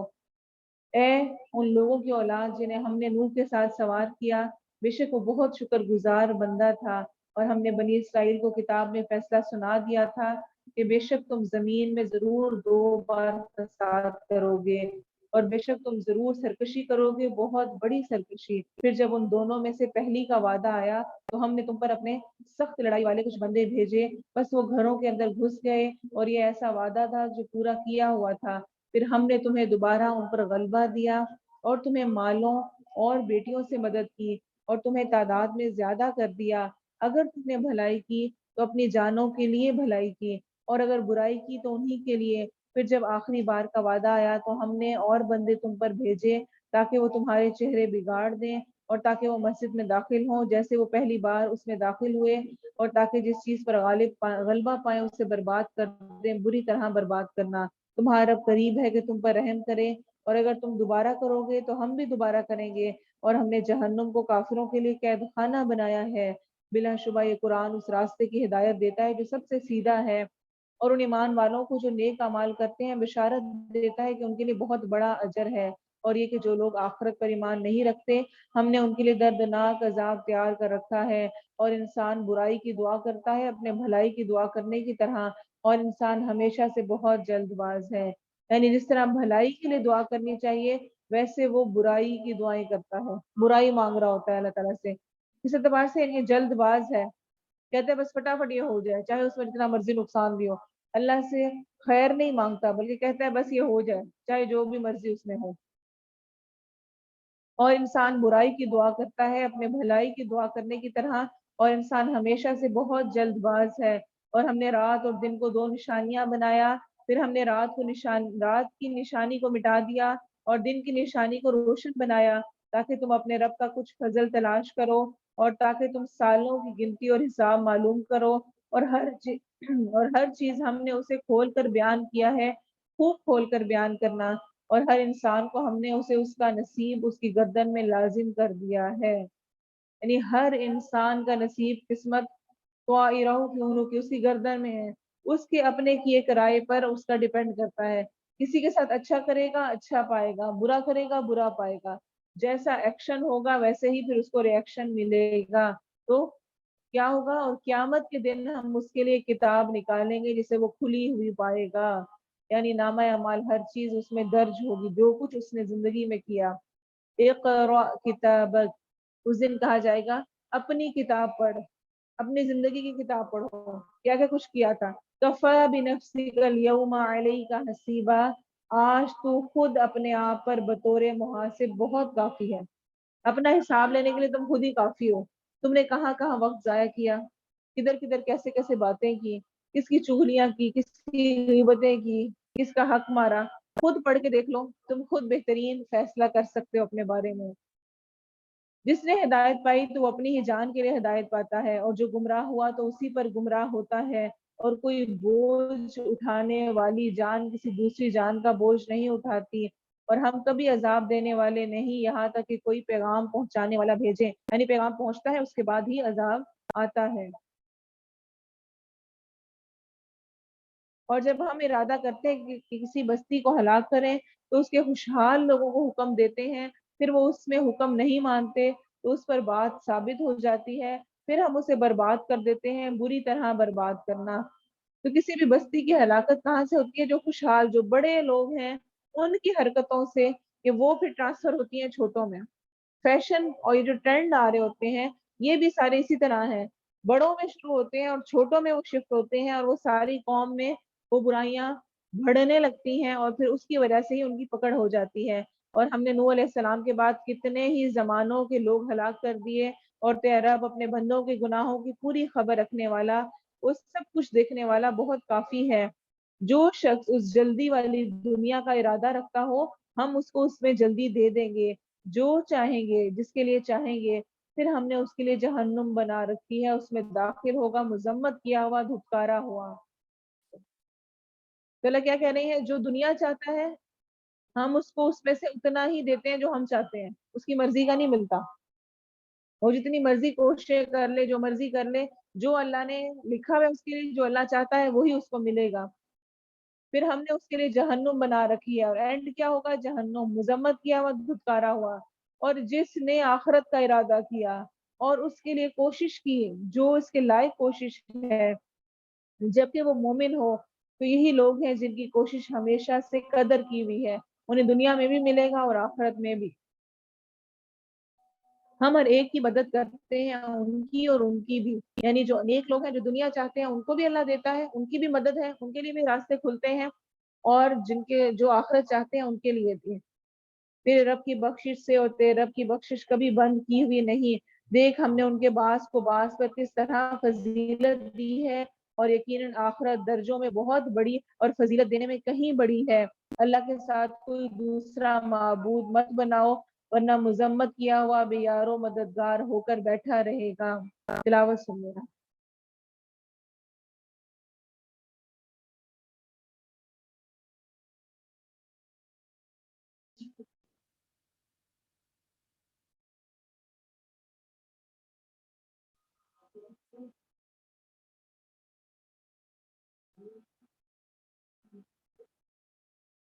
سورہ بنی اسرائیل آیا نمبر 23۔ آیا نمبر 21 میں جس طرح کہا گیا ہے وَلَلْآخِرَةُ أَكْبَرُ دَرَجَاتٍ وَأَكْبَرُ تَفْضِيلًا، آخرت درجوں میں بہت بڑی اور فضیلت دینے میں کہیں بڑی ہے۔ آپ صلی اللہ علیہ وسلم نے فرمایا اگر دنیا اللہ تعالیٰ کے ہاں مچھر کے پر کے برابر بھی ہوتی تو وہ کافر کو پانی کا ایک گھونٹ بھی پینے کو نہ دیتا، یعنی اتنی سی بھی اللہ کے نزدیک دنیا کی اہمیت نہیں ہے، اور آخرت بہت اعلیٰ ہے۔ آپ صلی اللہ علیہ وسلم نے فرمایا اہل جنت اپنے اوپر بالا خانوں والوں کو اس طرح دیکھیں گے جس طرح مشرق و مغرب میں دور کسی چمکدار ستارے کو دیکھتے ہیں۔ باہمی درجات کی کمی پیشی کی وجہ سے لوگوں نے کہا اے اللہ کے رسول یہ تو انبیاء کی منازل ہوں گی جہاں کوئی دوسرا نہیں پہنچ سکتا۔ فرمایا کیوں نہیں، اس ذات کی قسم جس کے ہاتھ میں میری جان ہے، یہ وہ مرد ہوں گے جو اللہ پر ایمان لائے اور انہوں نے رسولوں کی تصدیق کی، یعنی ان کے لیے اتنا اعلیٰ درجے کے گھر ہوں گے اور جگہ ہوں گی۔ سورہ بنی اسرائیل آیا نمبر 23۔ وَقَضَىٰ رَبُّكَ أَلَّا تَعْبُدُوا إِلَّا إِيَّاهُ وَبِالْوَالِدَيْنِ إِحْسَانًا إِمَّا يَبْلُغَنَّ عِندَكَ الْكِبَرَ أَحَدُهُمَا أو كلاهما فلا تقل لهما أف ولا تنهرهما وقل لهما قولا كريما. اور تیرے رب نے فیصلہ کر دیا ہے کہ اس کے سوا کسی کی عبادت نہ کرو اور ماں باپ کے ساتھ بہت اچھا سلوک کرو، احسان کا سلوک کرو۔ اگر کبھی تیرے پاس دونوں میں سے ایک یا دونوں بڑھاپے کو پہنچ ہی جائیں تو ان دونوں کو اف مت کہے اور نہ انہیں جھڑک، اور ان سے بہت کرم والی نرمی والی گفتگو کر۔ وَاخْفِضْ لَهُمَا جَنَاحَ الذُّلِّ مِنَ الرَّحْمَةِ، اور رحم دلی سے ان کے لیے تواضع کا بازو جھکا دے اور کہہ اے میرے رب ان دونوں پر رحم کر جیسے انہوں نے چھوٹا ہونے کی حالت میں مجھے پالا۔ تو یہ دعا تو بہت زیادہ کثرت سے ہم سب کو کرنی چاہیے۔ رب ارحمہما کما ربیانی صغیرا۔ سب سے مشکل انسان کے بچے کو پالنا پوسنا ہوتا ہے، اس کا خیال کرنا، اس کے لیے ماں کیسے راتیں جاگتی ہے، کس طرح سے اس کو لے کے پھرتی ہے، کھلاتی پلاتی ہے، ہر وقت اس کے ساتھ ہوتی ہے۔ تو جس طرح بچپن میں شفقت سے انہوں نے پالا، ہر چیز کا خیال رکھا، اس پر رحم فرما، اس کی وجہ سے ان کے درجات کو بلند فرما۔ آپ دیکھیں کہ یہ نہیں کہا گیا جنرل کہ اپنے ماں باپ کے ساتھ اف مت کہہ، بلکہ کب خاص طور پہ کہا گیا ہے جب ان میں سے کوئی ایک یا دونوں بڑھاپے میں پہنچ جائیں، بوڑھے ہو جائیں، تب ان کو اف نہ کہہ اور نہ جھڑک، اور ان کے ساتھ وَقُلْ لَهُمَا قَوْلًا كَرِيمًا، کریم اچھی کرم والی بات کر۔ کیوں؟ کیونکہ جب تک والدین میں طاقت ہوتی ہے نا ماں باپ میں، وہ ہمیشہ خود ہی آگے بڑھ کر کرنے والے ہوتے ہیں، وہی سب کچھ کر رہے ہیں۔ ماں نے کہا بھی بیٹی کو برتن دھو دو، فلاں کام کر لو، وہ نہیں بھی کری، وہ اٹھے گی خود کر لے گی، خود سمیٹ لے گی، خود کام سارا ہر کچھ کرتی رہے گی، لگی رہے گی، سب کچھ کر لے گی۔ لیکن ایک وقت آتا ہے، بڑھاپا آتا ہے کہ وہ اٹھنے کے قابل نہیں رہتی، اس سے کچھ کام نہیں ہو سکتا، اس وقت اس کو ضرورت ہوتی ہے، پھر وہ بار بار بلاتی ہے، پھر وہ بار بار کہتی ہے مجھے یہ لا دو، یہ نہیں کھانے کو میرا دل کر رہا، مجھے وہ لا دو۔ اس پر چڑنا، ناراض ہونا، اف کرنا کہ آپ کی تو کسی قسم کی ختم ہی نہیں ہوتی ہیں، آپ تو کسی قسم کا یہ آپ کے نخرے نہیں ختم ہوتے، ابھی جو بنا دیا یہی کھا لیں، کیا آپ اس طرح کرتے ہیں، فلاں کرتے ہیں۔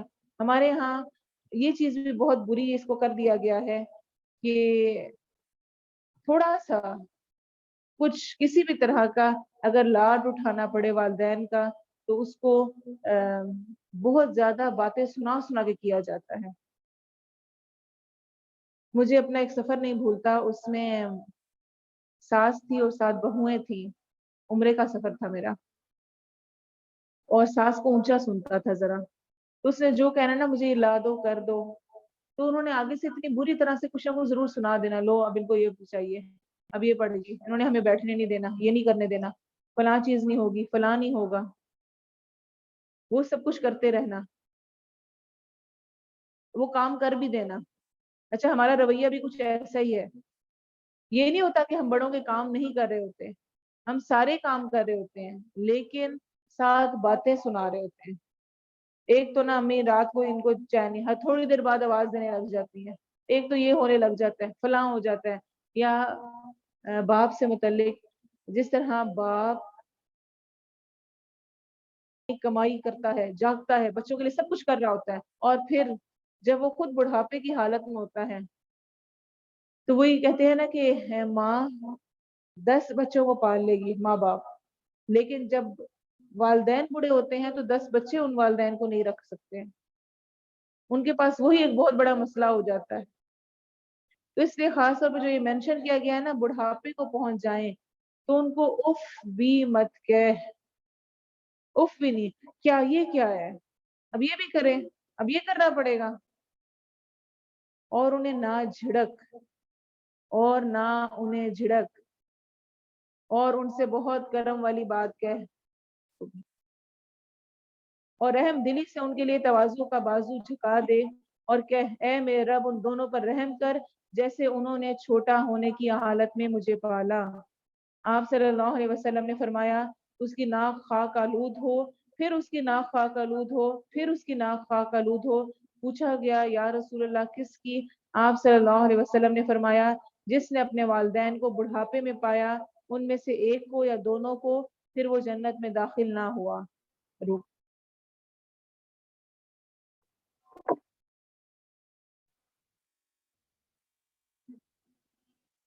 تو آپ صلی اللہ علیہ وسلم نے فرمایا، اور یہ وہی حدیث ہے جس میں جبرائیل علیہ السلام آئے تھے اور انہوں نے آ کر علیہ وسلم کے سامنے دعا کی تھی، اور آپ صلی اللہ علیہ وسلم نے اس پر آمین کہا تھا کہ بدبخت ہے وہ شخص، بد نصیب ہے وہ شخص جس نے اپنے والدین کو بڑھاپے میں پایا اور ان میں سے ایک کو یا دونوں کو، اور پھر وہ جنت میں داخل نہ ہو سکا۔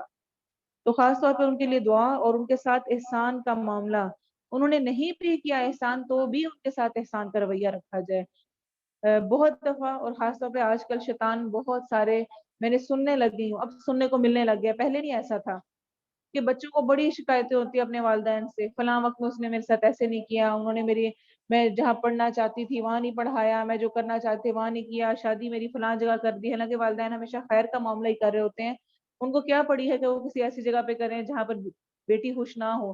تو لمبی شکایتوں کی لسٹ ہوتی ہے اور بہت سارا کچھ ہوتا ہے۔ ہم یہ بھی جانتے ہیں، وہ حدیث میں آتا ہے کہ مشرک عورت، یعنی کہ اگر ماں مشرک بھی ہے اس کے ساتھ بھی حسن سلوک آپ صلی اللہ علیہ وسلم نے حکم دیا تھا کہ اگر وہ مسلمان نہیں ہے تب بھی حسن سلوک کرنا ہے، کہاں یہ کہ وہ مسلمان ہو۔ تمہارا رب زیادہ جاننے والا ہے جو تمہارے دلوں میں ہے، اگر تم نیک ہوگے تو یقیناً وہ بار بار رجوع کرنے والوں کے لیے ہمیشہ سے بے حد بخشنے والا ہے۔ اور رشتہ دار کو اس کا حق دے، اور مسکین اور مسافر کو، اور مت بیجا خرچ کرنا، یعنی فضول خرچی۔ وَلَا تُبَذِّرْ تَبْذِيرًا إِنَّ الْمُبَذِّرِينَ كَانُوا إِخْوَانَ الشَّيَاطِينَ۔ کسی اور کو اس طرح نہیں کہا گیا قرآن میں جس طرح بیجا، بے فضول، جو فضول خرچ کرنے والے لوگ ہیں ان کے بارے میں کہا گیا ہے کہ بے شک وہ شیطان کے بھائی ہیں، شیطانوں کے بھائی ہیں، اور شیطان ہمیشہ سے اپنے رب کا بہت ناشکرا ہے۔ تو ایسا خرچ کرنا کہ لینا اور اس کو دوسروں کو دینا وہ پسندیدہ ہے۔ ہمیشہ سے جو چیز ناپسندیدہ ہے وہ یہ کہ ذخیرہ اندوزی کی جائے، چیزیں لے لے کے جمع کر کر کے ایکسٹرا اپنے پاس رکھی جائے۔ ہاں اگر آپ کچھ نیا لیتے ہیں، خریدتے ہیں اور آپ پچھلا نکال دیتے ہیں تو ٹھیک ہے، لیکن مسلسل چیزوں کو جمع کرتے رہنا، ان کو سنبھال کے رکھتے جانا اور سے اور لاتے رہنا، یہ کسی طور پر پسندیدہ نہیں۔ اور اگر کبھی تو ان سے بے توجیہی کر لے، یعنی اعراض برت لے اپنے رب کی کسی رحمت کی تلاش کی وجہ سے جس کی تو امید رکھتا ہے، تو ان سے وہ بات کہہ جس میں آسانی ہو، اور نہ اپنا ہاتھ اپنی گردن سے بندھا ہوا کر لے، یعنی بخل، کنجوسی، اور نہ اسے کھول دے، پورا کھول دینا کہ اتنا کہ بس کوئی کہیں پہ رکے نہیں، ورنہ ملامت کیا ہوا تھکا ہارا ہو کر بیٹھ جائے گا۔ آپ صلی اللہ علیہ وسلم نے فرمایا بہترین صدقہ وہ ہے جس کے بعد غنا موجود رہے، یعنی جو آپ کے پاس مال ہے آپ غنی رہیں، دیں اللہ کی راہ میں بہت دیں لیکن اپنے پاس بھی رکھیں، انسان فقیر نہ ہو جائے یعنی۔ اور ابتدا ان سے کرو جن کی تم پرورش کر رہے ہو، یعنی کہ جو قریبی ہیں، جو اپنے گھر والے ہیں۔ سب سے بہترین خرچ کون سا قرار دیا گیا ہے؟ جو ایک مرد اپنے گھر والوں پر کرتا ہے، جو مال وہ ان پر خرچ کر رہا ہوتا ہے۔ بے شک تیرا رب رزق فراغ کرتا ہے جس کے لیے چاہتا ہے اور تنگ کرتا ہے، بے شک وہ ہمیشہ سے اپنے بندوں کی پوری خبر رکھنے والا، خوب دیکھنے والا ہے۔ بے شک اور اپنی اولاد کو مفلسی کے ڈر سے قتل نہ کرو، ہم ہی انہیں رزق دیتے ہیں اور تمہیں بھی، بے شک ان کا قتل ہمیشہ سے بہت بڑا گناہ ہے۔ اور زنا کے قریب بھی نہ جاؤ، بے شک وہ ہمیشہ سے بڑی بے حیائی ہے اور برا راستہ ہے۔ تو زنا کے قریب بھی نہ جاؤ، یہ نہیں کہا گیا کہ زنا نہ کرو۔ اللہ تعالیٰ کہہ سکتے تھے نا، آیت اس طرح ہوتی کہ تم زنا نہ کرو، کیا کہا جا رہا ہے؟ زنا کے قریب بھی نہ جاؤ، یعنی وہ تمام راستے جو کہ زنا کی طرف لے کر جانے ہیں ان کو بھی، ان کی طرف بھی نہ چلو، کیونکہ اگر اس کی طرف چل پڑے تو اس کے اندر انڈلج ہو ہی جاؤ گے، اس کے اندر ملوث ہو ہی جاؤ گے۔ ایسے ہی جیسے کہ آدم علیہ السلام کو کہا گیا تھا وَلَا تَقْرَبَا هَذِهِ الشَّجَرَةَ، اس درخت کے قریب نہ جانا، کیوں کیا ہوگا قریب چلے گئے پھر پھل کھا ہی لوگے، اور انہوں نے پھل کھا لیا تھا نا، قریب چلے گئے تھے تو اسی وجہ سے کچھ، جس طرح میں نے پہلے بھی ذکر کیا، سد ذرائع ہیں، کچھ ایسی چیزیں کہی گئی ہیں، شریعت نے کچھ ایسی حدود مقرر کی ہیں جن کو اگر انسان صحیح طور پر فالو کرے تو وہ زنا سے بچ سکتا ہے۔ مثلا اجنبی عورت کے ساتھ اکیلے میں ملنا، اس سے اسلام نے منع کیا ہے، چاہے وہ کسی قسم کا بھی ہو۔ اب ضروری نہیں ہے کہ جب بھی ایک مرد اور ایک عورت اکیلے ہوں گے تو ہمیشہ کچھ غلط کریں گے، لیکن چونکہ اس میں چانسز زیادہ ہیں اس لیے اس کو مکمل طور پر منع کر دیا گیا ہے، ویسے ہی منع کر دیا گیا ہے۔ آپ صلی اللہ علیہ وسلم نے فرمایا کوئی عورت سفر نہ کرے مگر کسی محرم کے ساتھ، اور اس کے پاس کوئی مرد نہ جائے مگر اس صورت میں کہ اس عورت کے پاس کوئی محرم موجود ہو، کوئی نہ کوئی موجود ہونا چاہیے۔ اور آپ صلی اللہ علیہ وسلم نے فرمایا کوئی آدمی کسی عورت کے ساتھ اکیلا نہ ہو۔ دوسرا کیا ہے؟ مردوں اور عورتوں کو نگاہیں نیچی رکھنے کا حکم دیا گیا ہے۔ آنکھیں پھاڑ پھاڑ کے ہر ایک کو دیکھنا یہ کہیں سے کسی طور پر پسندیدہ نہیں ہے۔ آپ صلی اللہ علیہ وسلم نے فرمایا اللہ نے ابن آدم پر زنا میں سے اس کا حصہ لکھ دیا ہے جسے وہ لا محالہ پانے والا ہے، بس آنکھوں کا زنا ان کا دیکھنا ہے۔ ہم سمجھتے ہیں زنا ایک خاص ایکٹ اگر کر لیں گے یا وہ کر لیا تو ہی وہ زنا ہے، نہیں، غلط چیزیں، گناہ والی چیزیں آنکھوں سے دیکھنا آنکھوں کا زنا ہے۔ کانوں کا زنا ان کا سننا ہے، ایسے گانے بجانے اور وہ چیزیں سننا جو کہ اللہ نے منع کی ہیں وہ کانوں کا زنا ہے۔ اور نفس تمنا اور خواہش کرتا ہے۔ اچھا، زبان کا زنا بولنا ہے، یعنی زبان سے اس قسم کی باتیں کرنا، لگی لپٹی اور غیر محرم سے فونوں پر اور اس کے علاوہ ملاقاتوں میں باتیں کرنا، وہ سب بھی اس میں شامل ہے، اور پھر ایسی چیزوں کو کرنا۔ اور کیا فرما رہے ہیں نبی صلی اللہ علیہ وسلم آگے؟ اور نفس تمنا اور خواہش کرتا ہے، یعنی جب کیا ہوتا ہے آنکھیں دیکھنے لگتی ہیں کسی کو چھپ چھپ کے، کانوں سے اس کو سننے لگتے ہیں، زبان سے اس کے ساتھ گفتگو کرنے لگتے ہیں، پھر کیا ہوتا ہے نفس تمنا اور خواہش کرتا ہے، پھر دل آگے کی طرف بڑھتا ہے، سٹیپس رکتے نہیں ہیں اور آگے بڑھتے ہیں، اور شرم گاہ اس کی تصدیق کرتی ہے یا تکذیب، اور آخر میں اینڈ پھر اس پر جا کر ہو جاتا ہے۔ صحیح مسلم کی روایت ہے۔ تو پہلا یہ کہ عورت مرد کے ساتھ اکیلی نہ ہو، زنا کو روکنے کے لیے یہ ہمیں بتایا گیا۔ دوسرا، مرد اور عورتیں اپنی نگاہیں حد درجے نیچی رکھیں، انشاءاللہ آگے سورہ نور میں ان کی تفصیلات بھی آئیں گی۔ تیسرا، عورتوں کو پردے کا حکم دیا گیا ہے اور اپنی زینت کو چھپا کے رکھنے کو کہا گیا ہے کہ کہیں ایسا نہ ہو کہ جس کی وجہ سے وہ اٹریکٹ ہوں اور مرد اٹریکٹ ہوں اور فتنے فساد کا باعث بنے۔ اور اس کے لیے کیا کہا گیا؟ خاص طور پہ پھر نکاح کا حکم دیا گیا، نکاح سے بچاؤ کے، زنا سے بچاؤ کے لیے نکاح کیا جائے گا تو اس سے اس کا اصل مقصد کیا ہوتا ہے نکاح کا؟ کہ وہ آنکھوں کی اور شرمگاہ کی حفاظت کا ذریعہ ہے۔ نکاح کی جو کوالٹی بتائی جاتی ہے، جو فائدہ بتایا جاتا ہے، آپ صلی اللہ علیہ وسلم نے فرمایا تم میں سے جو شخص ضروریات نکاح رکھتا ہو وہ نکاح کرے، کیونکہ یہ نظر کو نیچا رکھنے اور شرمگاہ کو محفوظ رکھنے کا ذریعہ ہے۔ اور جو طاقت نہ رکھے وہ روزے کو لازم پکڑ لے، کیونکہ وہ اس کے لیے شہوت کو کچلنے کا باعث ہے۔ تو کسی کی اگر شادی نہیں ہو رہی تو اس کو کیا کرنا ہے؟ روزے رکھنے، اپنے آپ کو، اپنے نفس کو کنٹرول میں رکھنے کے لیے۔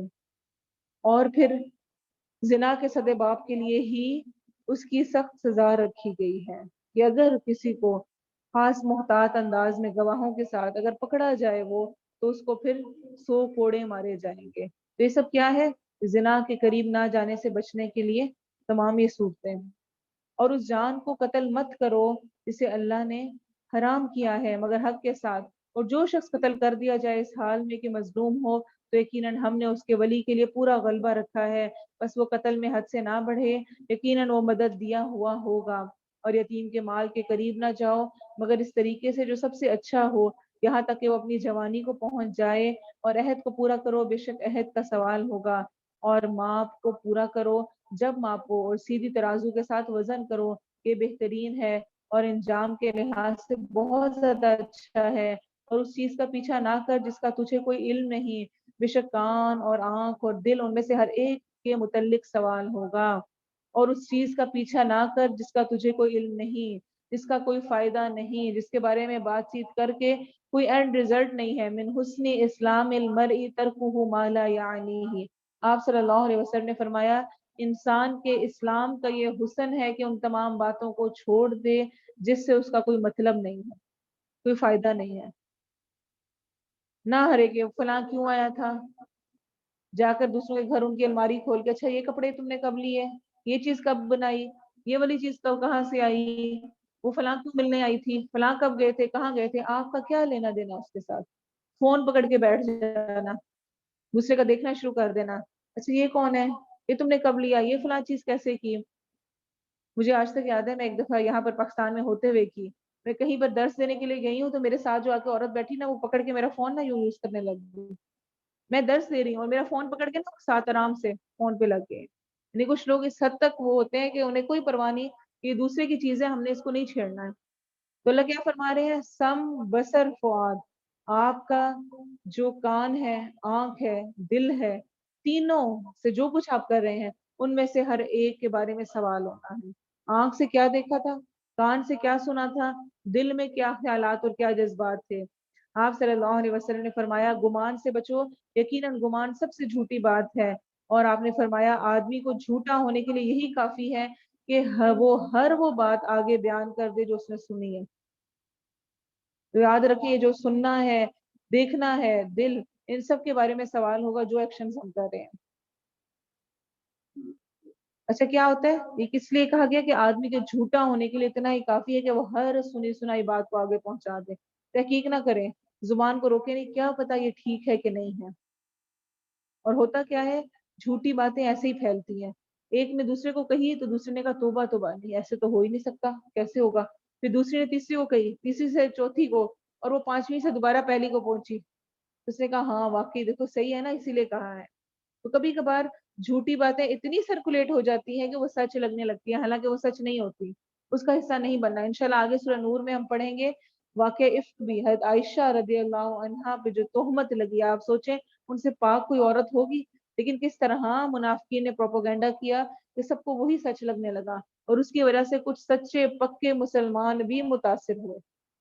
تو یہ ایسی خوفناک چیز ہے, لیکن اپنی زبانیں کھولنے میں بہت زیادہ احتیاط کرنی چاہیے. پاک دامن عورت پر تہمت لگانے پر بھی آپ کو پتہ ہے سزا ہے. اور زمین میں اکڑ کر نہ چل, بے شک تو نہ کبھی زمین کو پھاڑے گا اور نہ کبھی لمبائی میں پہاڑوں تک پہنچے گا. یعنی اکڑ کر چلنے سے کچھ نہیں ہونے لگا. یہ سب کام ان کا برا تیرے رب کے ہاں ہمیشہ سے ناپسندیدہ ہے. یہ اس میں سے ہے جو تیرے رب نے حکمت میں سے تیری طرف وحی کی, اور اللہ کے ساتھ کوئی دوسرا معبود مت بنا, بس تم ملامت کیا ہوا دھتکارا ہوا جہنم میں ڈال دیا جائے گا. پھر کیا تمہارے رب نے تمہیں بیٹوں کے ساتھ چن لیا اور خود فرشتوں میں سے بیٹیاں بنا لی ہیں؟ بے شک تم یقیناً ایک بہت بڑی بات کہہ رہے ہو, اور بلا شبہ یقیناً ہم نے اس قرآن میں پھیر پھیر کر بیان کیا تاکہ وہ نصیحت حاصل کریں, اور وہ انہیں نفرت کے سوا کچھ زیادہ نہیں کرتا. کہہ دیجئے اگر اس کے ساتھ کچھ اور معبود ہوتے جیسا کہ یہ کہتے ہیں, تو اس وقت وہ عرش والے کی طرف کوئی راستہ ضرور ڈھونڈتے. پاک ہے وہ اور بہت بلند ہے اس سے جو یہ کہتے ہیں بہت زیادہ بلند ہونا.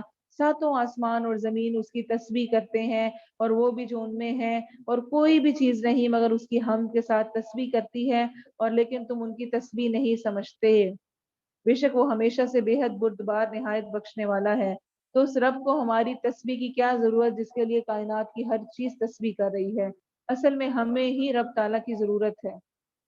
اللہ کیا فرما رہے ہیں, ہر چیز زمین و آسمان میں اس کی تسبیح اور ذکر کر رہی ہے. صحیح بخاری کی روایت ہے کہ عبداللہ بن مسعود فرماتے ہیں, ہم نبی صلی اللہ علیہ وسلم کے زمانے میں کھانے کی تسبیح سنتے ہوتے تھے جبکہ وہ کھایا جا رہا ہوتا تھا. صحیح بخاری کی روایت ہے. یعنی اس وقت بھی جو نبی صلی اللہ علیہ وسلم کو معجزے عطا کیے گئے تھے, اس میں صحابہ کرام نے یہ بھی سنا. اور جب تو قرآن پڑھتا ہے, ہم تیرے درمیان اور ان لوگوں کے درمیان جو آخرت پر ایمان نہیں رکھتے پوشیدہ پردہ بنا دیتے ہیں, اور ہم نے ان کے دلوں پر کئی پردے بنا دیے ہیں اس سے کہ وہ اسے سمجھیں, اور ان کے کانوں میں بوجھ. اور جب تو قرآن میں اپنے رب کا اکیلے اسی کا ذکر کرتا ہے تو وہ بدکتے ہوئے اپنی پیٹھوں پر پھر جاتے ہیں. یعنی اس کے علاوہ کوئی اور بزرگوں کا, کوئی اور بتوں کا, کسی اور کا ذکر نہیں ہوتا, صرف ایک اللہ کا ذکر ہوتا ہے, اس کے کام مانے کا کہا جاتا ہے. تو اللہ تعالیٰ کیا فرما رہے ہیں, وہ بدکتے ہوئے اپنی پیٹھوں پر پھر جاتے ہیں. ہم اس نیت کو زیادہ جاننے والے ہیں جس کے ساتھ وہ اسے غور سے سنتے ہیں. جب وہ تیری طرف کان لگاتے ہیں اور جب وہ سرگوشیاں کرتے ہیں, جب وہ ظالم کہہ رہے ہوتے ہیں کہ تم پیروی نہیں کرتے مگر ایسے آدمی کی جس پر جادو کیا گیا ہے. دیکھ انہوں نے کس طرح تیرے لیے مثالیں بیان کی, پس گمراہ ہو گئے سو وہ کسی راہ پر نہیں آ سکتے. اور انہوں نے کہا کیا جب ہم ہڈیاں اور ریزہ ریزہ ہو جائیں گے تو کیا ضرور ہم نئے سرے سے پیدا کر کے اٹھائے جائیں گے؟ کہہ دیجئے تم کسی قسم کے پتھر بن جاؤ یا لوہا بھی, یا کوئی ایسی مخلوق جو تمہارے سینوں میں بڑی معلوم ہو, یعنی اس سے بھی زیادہ سخت ہو, تو ان قریب وہ کہیں گے کون ہمیں دوبارہ پیدا کرے گا کہہ دیجئے وہی جس نے تمہیں پہلی بار پیدا کیا۔ تو وہ ضرور تیری طرف اپنے سر تعجب سے ہلائیں گے اور کہیں گے یہ کب ہوگا؟ کہہ دیجئے امید ہے کہ وہ قریب ہو۔ کوئی ایک ڈش ہم بناتے ہیں نا، کھانے کا کچھ بناتے ہیں فرسٹ ٹائم، تو وہ مشکل ہوتا ہے، دیکھ دیکھ کے بنا رہے ہوتے ہیں، لیکن جب دوسری دفعہ بناتے ہیں تو وہ آسان ہو جاتا ہے بنانا۔ تو اللہ کی ذات کے بارے میں یہ لوگ کیوں یہ گمان رکھتے ہیں؟ اللہ تعالیٰ فرما رہے ہیں، وہ کہتے ہیں ہم جب مر جائیں گے، مٹی ہو جائیں گے، ہمیں دوبارہ کیسے اٹھایا جائے گا؟ اللہ کہہ رہے ہیں جس طرح پہلی بار تمہیں اٹھایا تھا ویسے ہی میں تمہیں اب بھی اٹھا سکتا ہوں۔ جس دن وہ تمہیں بلائے گا تو تم اس کی تعریف کرتے ہوئے چلے آؤ گے اور سمجھو گے کہ تم نہیں رہے مگر تھوڑا۔ اور میرے بندوں سے کہہ دیجئے وہ بات کہیں جو سب سے اچھی ہو۔ بے شک شیطان ان کے درمیان جھگڑا ڈالتا ہے، بے شک شیطان ہمیشہ سے انسان کا کھلا دشمن ہے۔ تو ہمیں کیا حکم دیا جا رہا ہے؟ یقول التی ہی احسن، کہہ دیجئے میرے بندوں سے وہ بات کہیں جو اچھی ہو۔ احسن بات کیا ہے؟ جس سے کہ دوسرے کو تکلیف نہ ہو، اذیت نہ ہو، پریشانی نہ ہو، کسی کا دل نہ دکھے، اچھی خیر والی بات۔ بے شک شیطان ان کے درمیان جھگڑا ڈلواتا ہے، ایسی باتیں کروا کے آپس میں لڑائیاں ڈلواتا ہے، برا بھلا کہلواتا ہے۔ بے شک شیطان ہمیشہ سے انسان کا کھلا دشمن ہے۔ بے شک تمہارا رب تمہیں زیادہ جاننے والا ہے، اور اگر وہ چاہے تو تم پر رحم کرے، یا اگر چاہے تو تمہیں عذاب دے، اور ہم نے تجھے ان پر کوئی ذمہ دار بنا کر نہیں بھیجا، اور تیرا رب ان کو زیادہ جاننے والا ہے جو آسمان اور زمین میں ہے۔ اور بلا شبہ یقیناً ہم نے بعض نبیوں کو بعض پر فضیلت بخشی، اور ہم نے داؤد علیہ السلام کو زبور عطا کی۔ کہہ پکارو ان کو جنہیں تم نے اس کے سوا گمان کر رکھا ہے، بس وہ نہ تم سے تکلیف دور کرنے کے مالک ہیں اور نہ بدلنے کے۔ وہ لوگ جنہیں یہ پکارتے ہیں وہ خود اپنے رب کی طرف وسیلہ ڈھونڈتے ہیں جو ان میں سے زیادہ قریب ہے، اور اس کی رحمت کی امید رکھتے ہیں اور اس کے عذاب سے ڈرتے ہیں۔ بے شک تیرے رب کا عذاب وہ ہے جس سے ہمیشہ ڈرا جاتا ہے۔ بے شک ان عذاب ربک کان محذورا، بے شک تیرے رب کا عذاب ڈرنے کے لائق ہی ہے، ڈرنے کے قابل ہی ہے، اسے ڈرنا ہی چاہیے۔ اللہم اجرنا من النار۔ اور کوئی بھی بستی نہیں مگر ہم قیامت کے دن سے پہلے اسے ہلاک کرنے والے ہیں یا اسے عذاب دینے والے ہیں، بہت سخت عذاب۔ یہ بات ہمیشہ سے کتاب میں لکھی ہوئی ہے، اور ہمیں کسی چیز نے نہیں روکا کہ ہم نشانیاں دے کر بھیجیں، مگر اس بات نے کہ پہلے لوگوں نے انہیں جھٹلا دیا، اور ہم نے سمود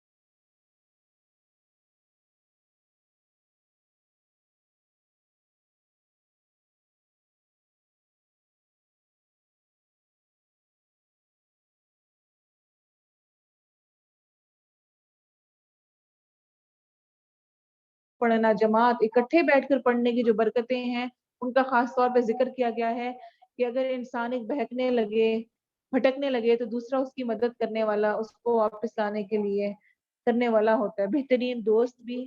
اور اس کی جو بار بار آتا ہے سورہ یوسف میں بھی ہم نے پڑھا، توفنی مسلما والحقنی بالصالحین، نیک لوگوں کا ساتھ، کہ اس کی وجہ سے انسان کے لیے دین پر جمنا آسان ہو جاتا ہے۔ ورنہ شیطان کا تو یہ حال ہے، وہ اپنے سوار، اپنے پیادے سب کے سمیت ہمارے پیچھے لگا ہوا ہے، اور اموال اور اولاد میں ان کا حصے دار بن، مال اولاد میں بھی کس طرح، مال ایسے طریقوں سے ان کو ایسے طریقوں پر لگا جو کہ حلال نہ ہوں، کیا ہے، شیطان حصے دار ہے۔ اولاد کو، پہلے اولاد کو حاصل کرنے میں اور بعد میں ان کی تربیت میں ایسے کام کرو جو کہ اللہ کی پسند کے نہیں ہیں، تو وہ بھی گویا شیطان اپنا حصہ لے رہا ہے۔ اللہ آخر میں کیا فرما رہے ہیں، وَعِدْهُمْ، اور انہیں وعدے دے، تو شیطان بہت وعدے دلاتے ہیں، ابھی کر لو، دیکھنا اس کے بعد پکا تمہیں یہ مل جائے گا، یہ ہو جائے گا۔ دیکھو صاف نظر تو آ رہا ہے، کوئی مسئلے کی بات ہی نہیں ہے، دیکھنا ایسا ہو جائے گا۔ مجھے اس موقع پر وہ واقعہ یاد آ گیا، یونیورسٹی کے دور میں میری ایک سینئر تھی، تو ایک دن وہ واپس بس پہ چڑھی، میری ڈپارٹمنٹ کی نہیں تھی، کسی اور کی تھی، بس میں ہی ملاقات ہوتی تھی۔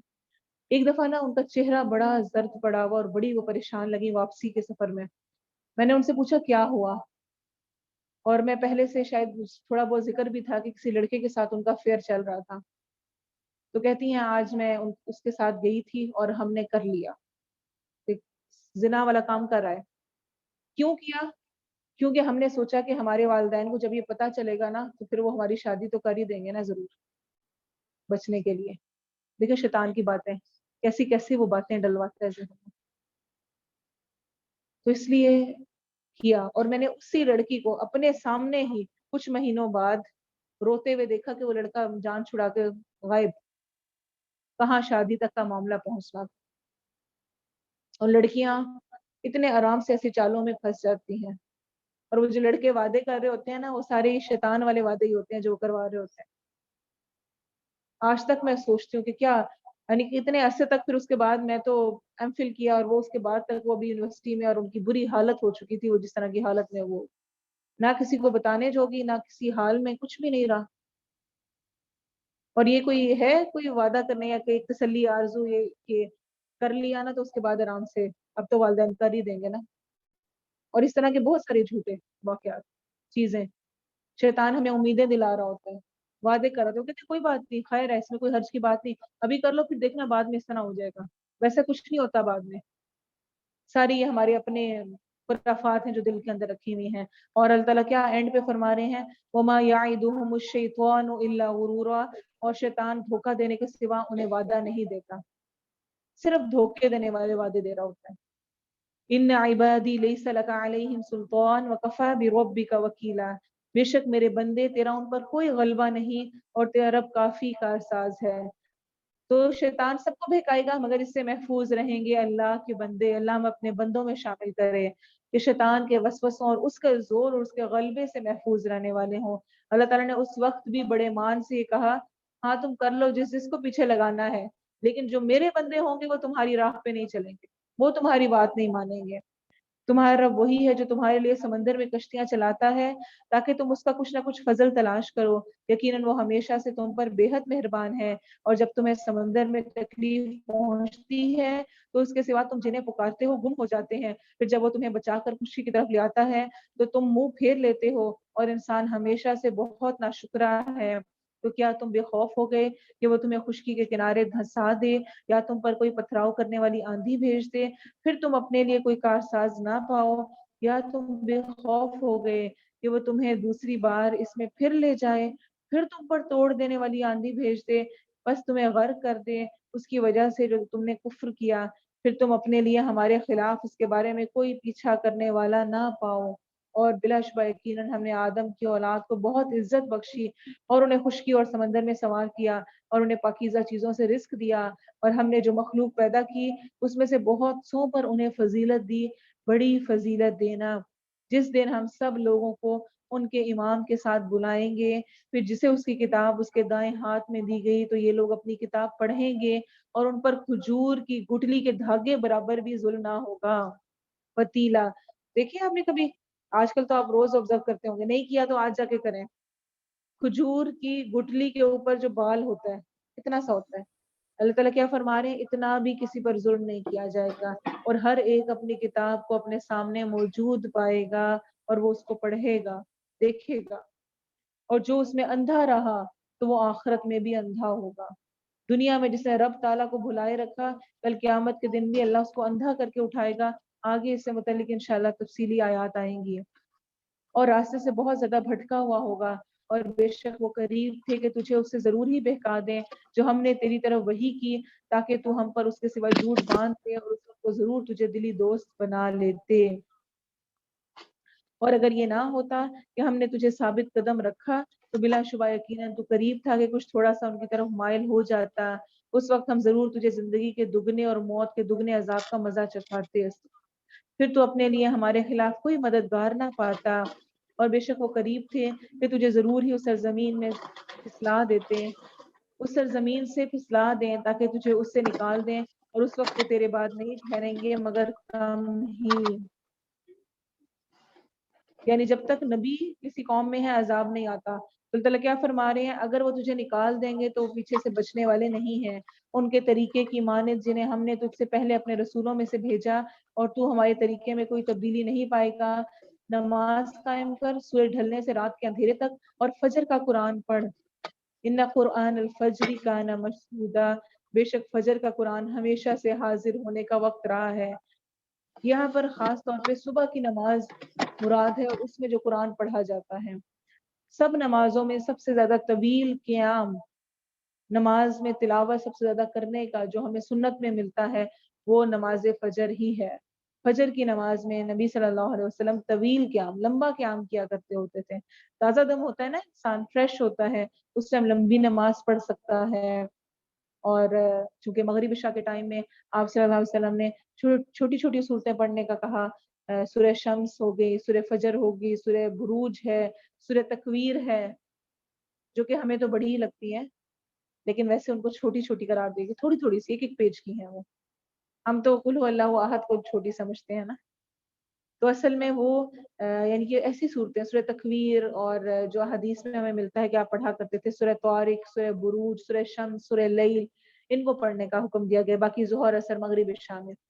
فجر کی نماز میں خاص طور پر آپ صلی اللہ علیہ وسلم کا قیام باقی نمازوں کی نسبت لمبا ہوتا تھا, اور یہاں پر بھی خاص طور پہ اس کا فجر کے قرآن کا ذکر ہے کہ اس ٹائم وہ حاضر ہونے کا وقت ہے.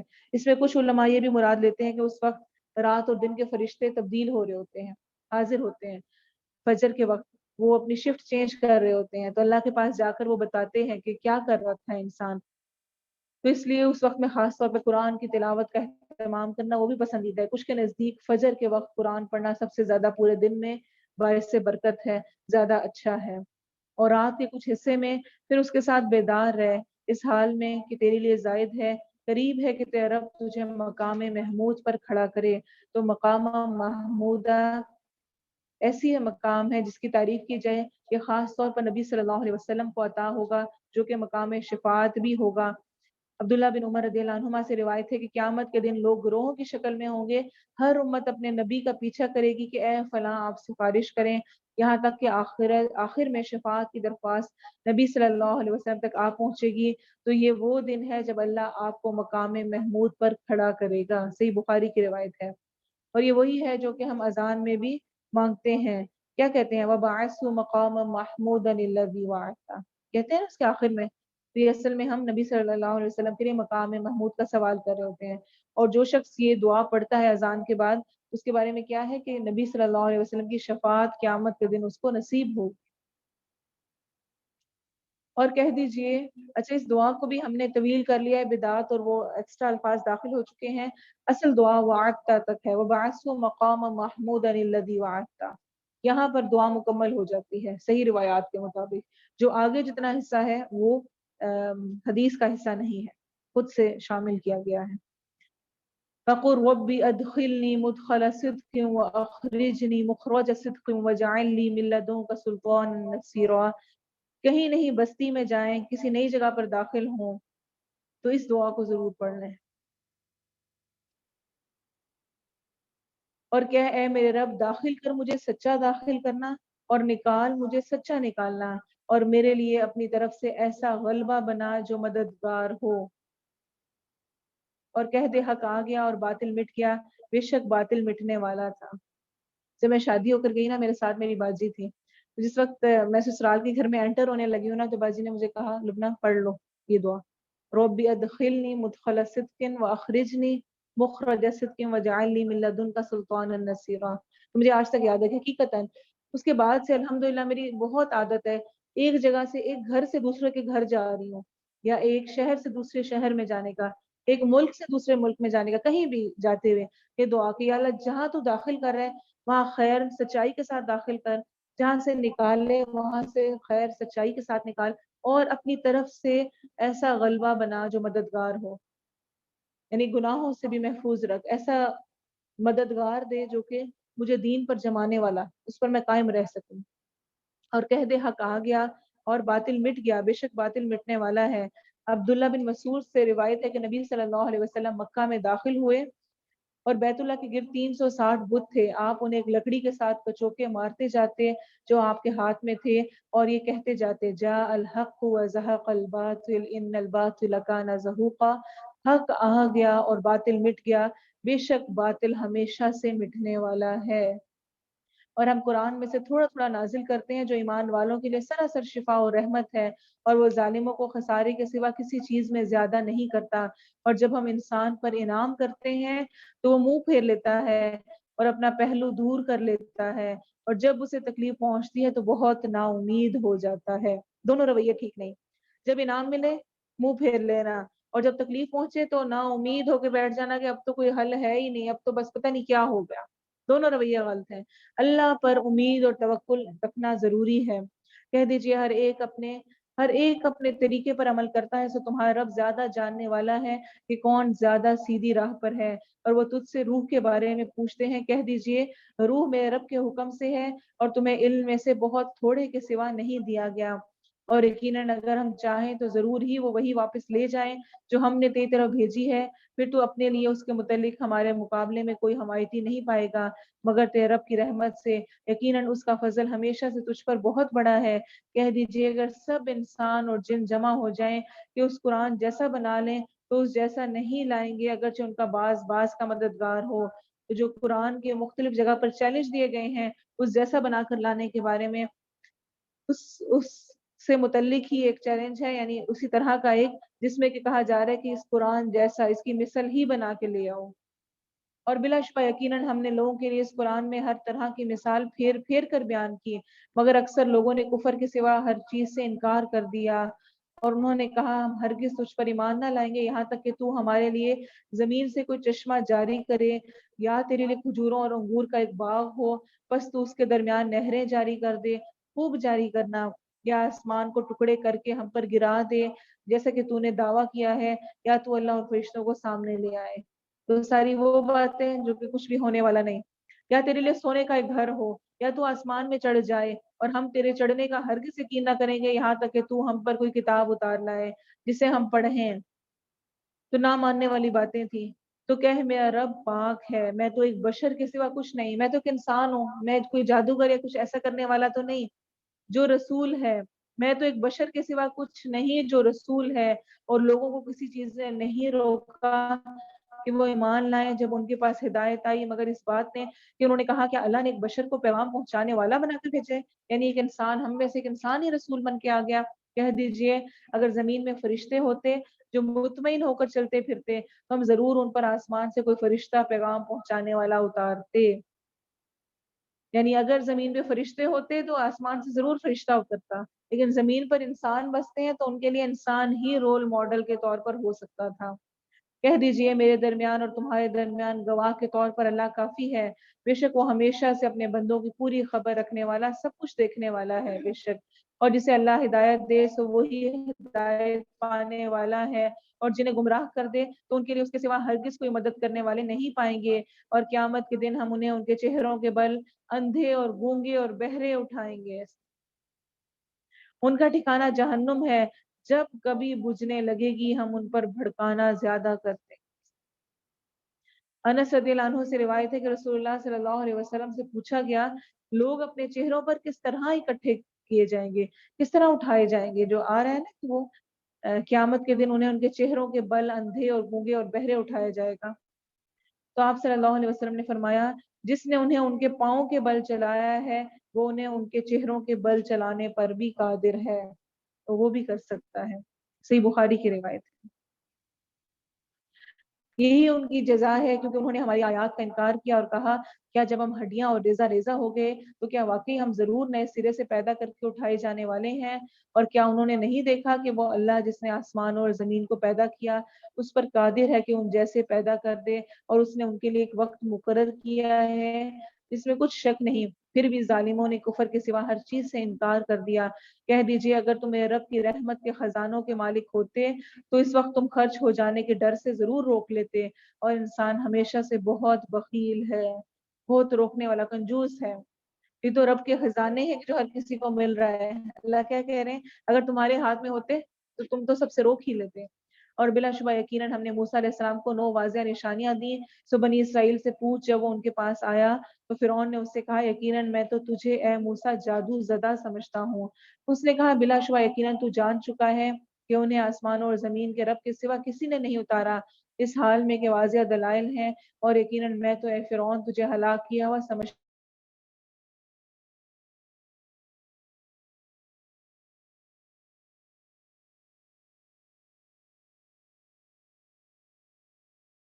جب آخرت کا وعدہ آئے گا ہم تمہیں اکٹھا کر کے لے آئیں گے.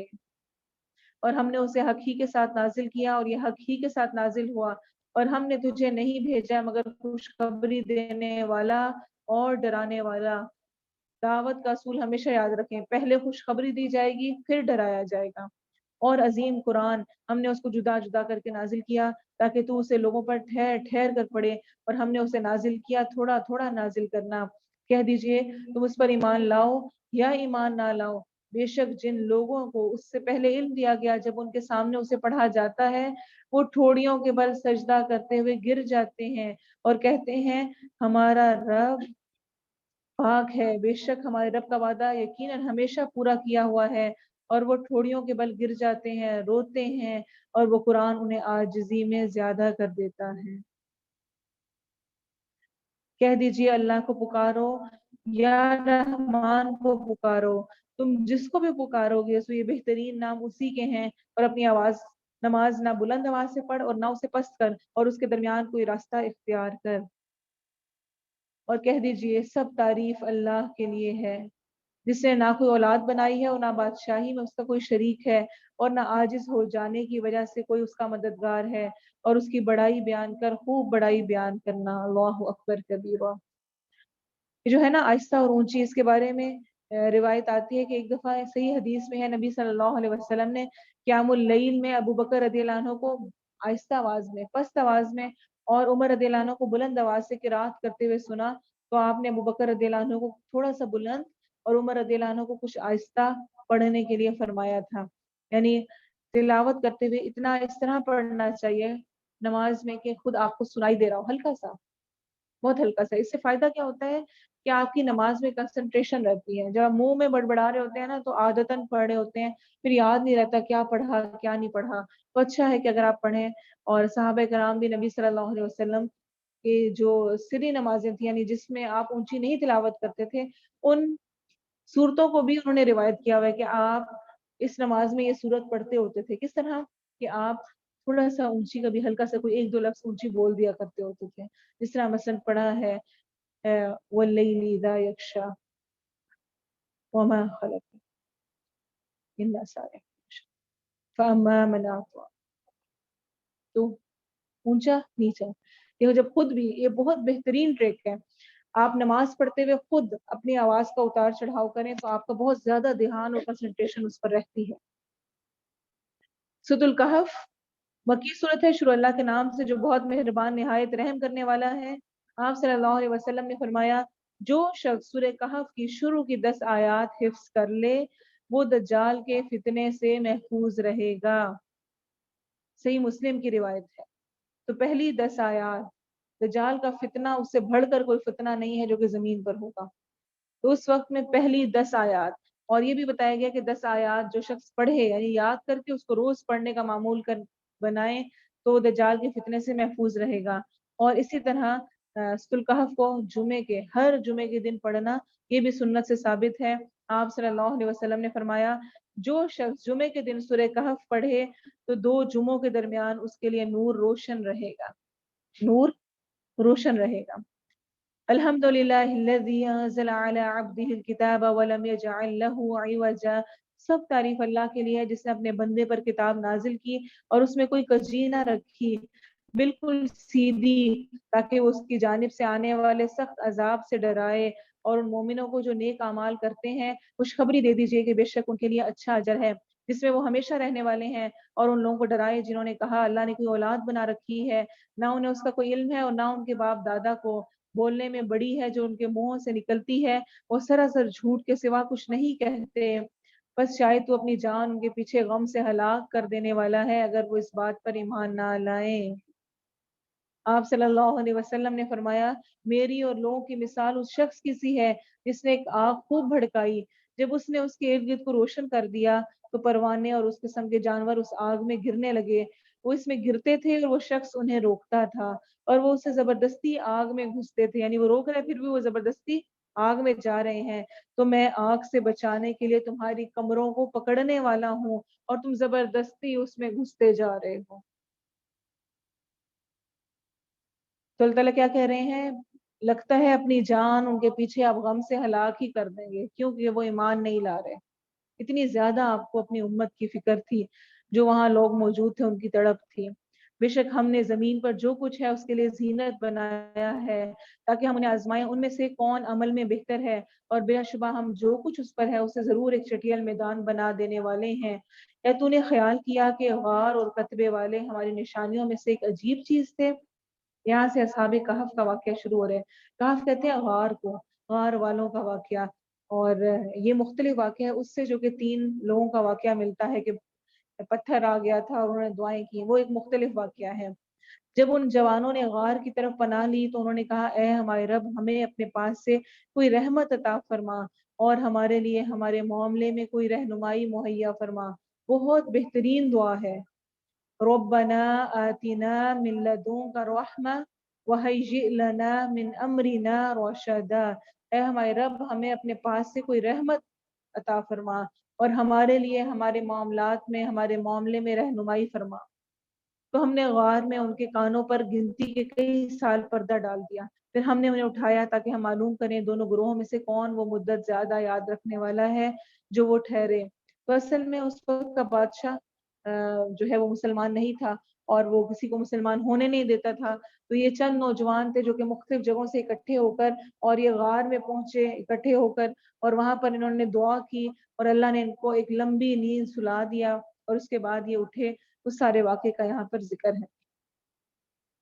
ہم تجھ سے ان کا واقعہ ٹھیک ٹھیک بیان کرتے ہیں، بے شک وہ چند نوجوان تھے جو اپنے رب پر ایمان لائے اور ہم نے انہیں ہدایت میں زیادہ کر دیا۔ ویسے ہی اللہ کو جوانی کی عبادت بہت زیادہ پسند ہے، اس لیے بھی خاص طور پہ اس واقعے کا ذکر ہے کہ جوانی کی حالت میں جس وقت انسان قوت میں ہوتا ہے، گناہوں اور ان چیزوں میں پڑنے کا چانس زیادہ ہوتا ہے، ان چیزوں میں ملوث ہونے کا زیادہ اس کے پاس اسباب ہوتے ہیں، اس کی انرجی زیادہ ہوتی ہے، اس وقت جو اللہ کی طرف بڑھتا ہے اپنی ان انرجیز کو اللہ کی راہ میں لگاتا ہے، اللہ کو وہ شخص بہت محبوب ہے۔ اور جو لوگ عرش کے سائے میں ہوں گے ان میں بھی ایک وہ ہے نا جس نے اپنی جوانی اللہ کی راہ میں لگائی ہوگی۔ اور ہم نے ان کے دلوں پر بند باندھ دیا، جب وہ کھڑے ہوئے تو انہوں نے کہا ہمارا رب آسمان اور زمین کا رب ہے، ہم اس کے سوا کسی معبود کو ہرگز نہ پکاریں گے، بلا شبہ یقیناً ہم نے اس وقت حد سے گزری ہوئی بات کہی، یہ ہماری قوم ہے جنہوں نے اس کے سوا کئی معبود بنا لیے، یہ ان پر کوئی واضح دلیل کیوں نہیں لاتے؟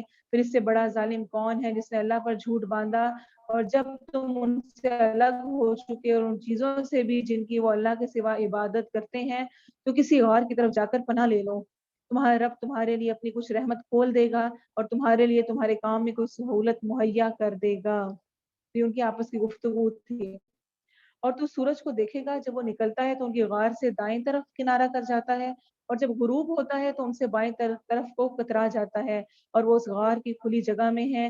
یہ اللہ کی نشانیوں میں سے ہے، جسے اللہ ہدایت دے سو وہی ہدایت پانے والا ہے، اور جسے گمراہ کر دے پھر تو اس کے لیے ہرگز کوئی رہنمائی کرنے والا دوست نہ پائے گا۔ بے شک اور تو انہیں جاگتے ہوئے خیال کرے گا حالانکہ وہ سوئے ہوئے ہیں، اور ہم دائیں اور بائیں ان کی کروٹ پلٹتے رہتے ہیں، یعنی اگر کوئی باہر سے دیکھے اس کو یہ محسوس نہ ہو کہ یہاں پہ کوئی لاشیں پڑی ہیں، کروٹ بھی وہ بدل رہے تھے، اور ان کا کتا اپنے دونوں بازو دہلیز پر پھیلائے ہوئے ہے۔ تو کہتے ہیں جس وقت وہ راستے میں تھے تو ایک کتا بھی ان کے ساتھ ہو لیا، اور وہاں غار پر جب وہ اندر گئے تو اس کے باہر اس جگہ پر رہا۔ اور ویسے بھی جو حدیث میں آتا ہے کہ فرشتے اس گھر میں داخل نہیں ہوتے ہیں جس گھر میں کتا یا تصویر ہو، اور جس گھر میں کتا رکھا گیا ہو اس کے اجر سے ہر روز کی رات کے برابر اجر کم ہوتا جا رہا ہوتا ہے۔ کتا رکھنا پسندیدہ نہیں ہے۔ اسی طرح تصویریں بنا کے سجا کے رکھنا کرنا وہ بھی پسندیدہ نہیں ہے۔ تو کیا تھا، وہ غار سے باہر ہی ٹھہرا ہوا تھا، لیکن آپ دیکھیں کتے کو ناپسندیدہ قرار دیا گیا، اس کو رکھنا ناپسندیدہ قرار دیا گیا، لیکن نیک لوگوں کے ساتھ موجودگی کی وجہ سے اس کا قرآن میں اسپیشل ذکر کیا گیا ہے۔ تو نیک صحبت کے فائدے ہی فائدے ہوتے ہیں۔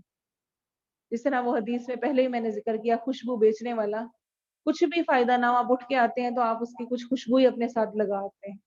تو نیک لوگوں کا ساتھ، نیک لوگوں کی صحبت بہت اثر رکھتی ہے۔ اب وہ حالانکہ کتا تھا، اس کے ذکر کی ضرورت نہیں تھی، غار والوں کے ذکر ہو رہا ہے نا، ان کا کہ وہ ایمان لائے وہاں پہ رہے سب کچھ، لیکن اللہ نے ان کے ساتھ اس کتے کا بھی ذکر کیا ہے جو ان کے ساتھ وہاں پر موجود تھا۔ اور اگر تو ان پر جھانکے تو ضرور بھاگتے ہوئے ان سے پیٹھ پھیر لے، اور ضرور ان کے خوف سے بھر دیا جائے جس طرح وہ سو رہے تھے۔ اور اسی طرح ہم نے انہیں اٹھایا تاکہ وہ آپس میں ایک دوسرے سے پوچھیں۔ ان میں سے کہنے والے نے کہا تم کتنی دیر رہے؟ انہوں نے کہا ہم ایک دن یا دن کا کچھ حصہ رہے۔ دوسرے نے کہا تمہارا رب زیادہ جاننے والا ہے جتنی مدت تم رہے ہو، یعنی انہیں اندازہ بھی نہیں ہوا وہ کتنے سال سوئے رہے۔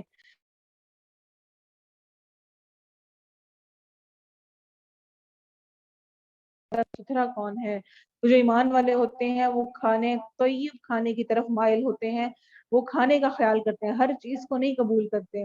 پھر تمہارے پاس اس سے کچھ کھانا لے آئے اور نرمی اور باریک بینی کی کوشش کریں، اور تمہارے بارے میں کسی کو ہرگز معلوم نہ ہونے دے۔ بے شک وہ اگر تم پر قابو پا لیں گے تو تمہیں سنسار کر دیں گے، یعنی پتھر مار کے مار دیں گے، اور تمہیں دوبارہ اپنے دین میں لے جائیں گے، اور اس وقت تم کبھی فلاح نہیں پاؤ گے۔ اور اسی طرح ہم نے لوگوں کو ان پر مطلع کر دیا تاکہ وہ جان لیں کہ اللہ کا وعدہ سچا ہے، اور یہ کہ قیامت اس میں کوئی شک نہیں۔ جب وہ ان کے معاملے میں آپس میں جھگڑ رہے تھے تو انہوں نے کہا ان پر ایک امارت بنا دو، ان کا رب ان سے زیادہ واقف ہے۔ وہ لوگ جو ان کے معاملے پر غالب ہوئے انہوں نے کہا ہم تو ضرور ان پر ایک مسجد بنائیں گے۔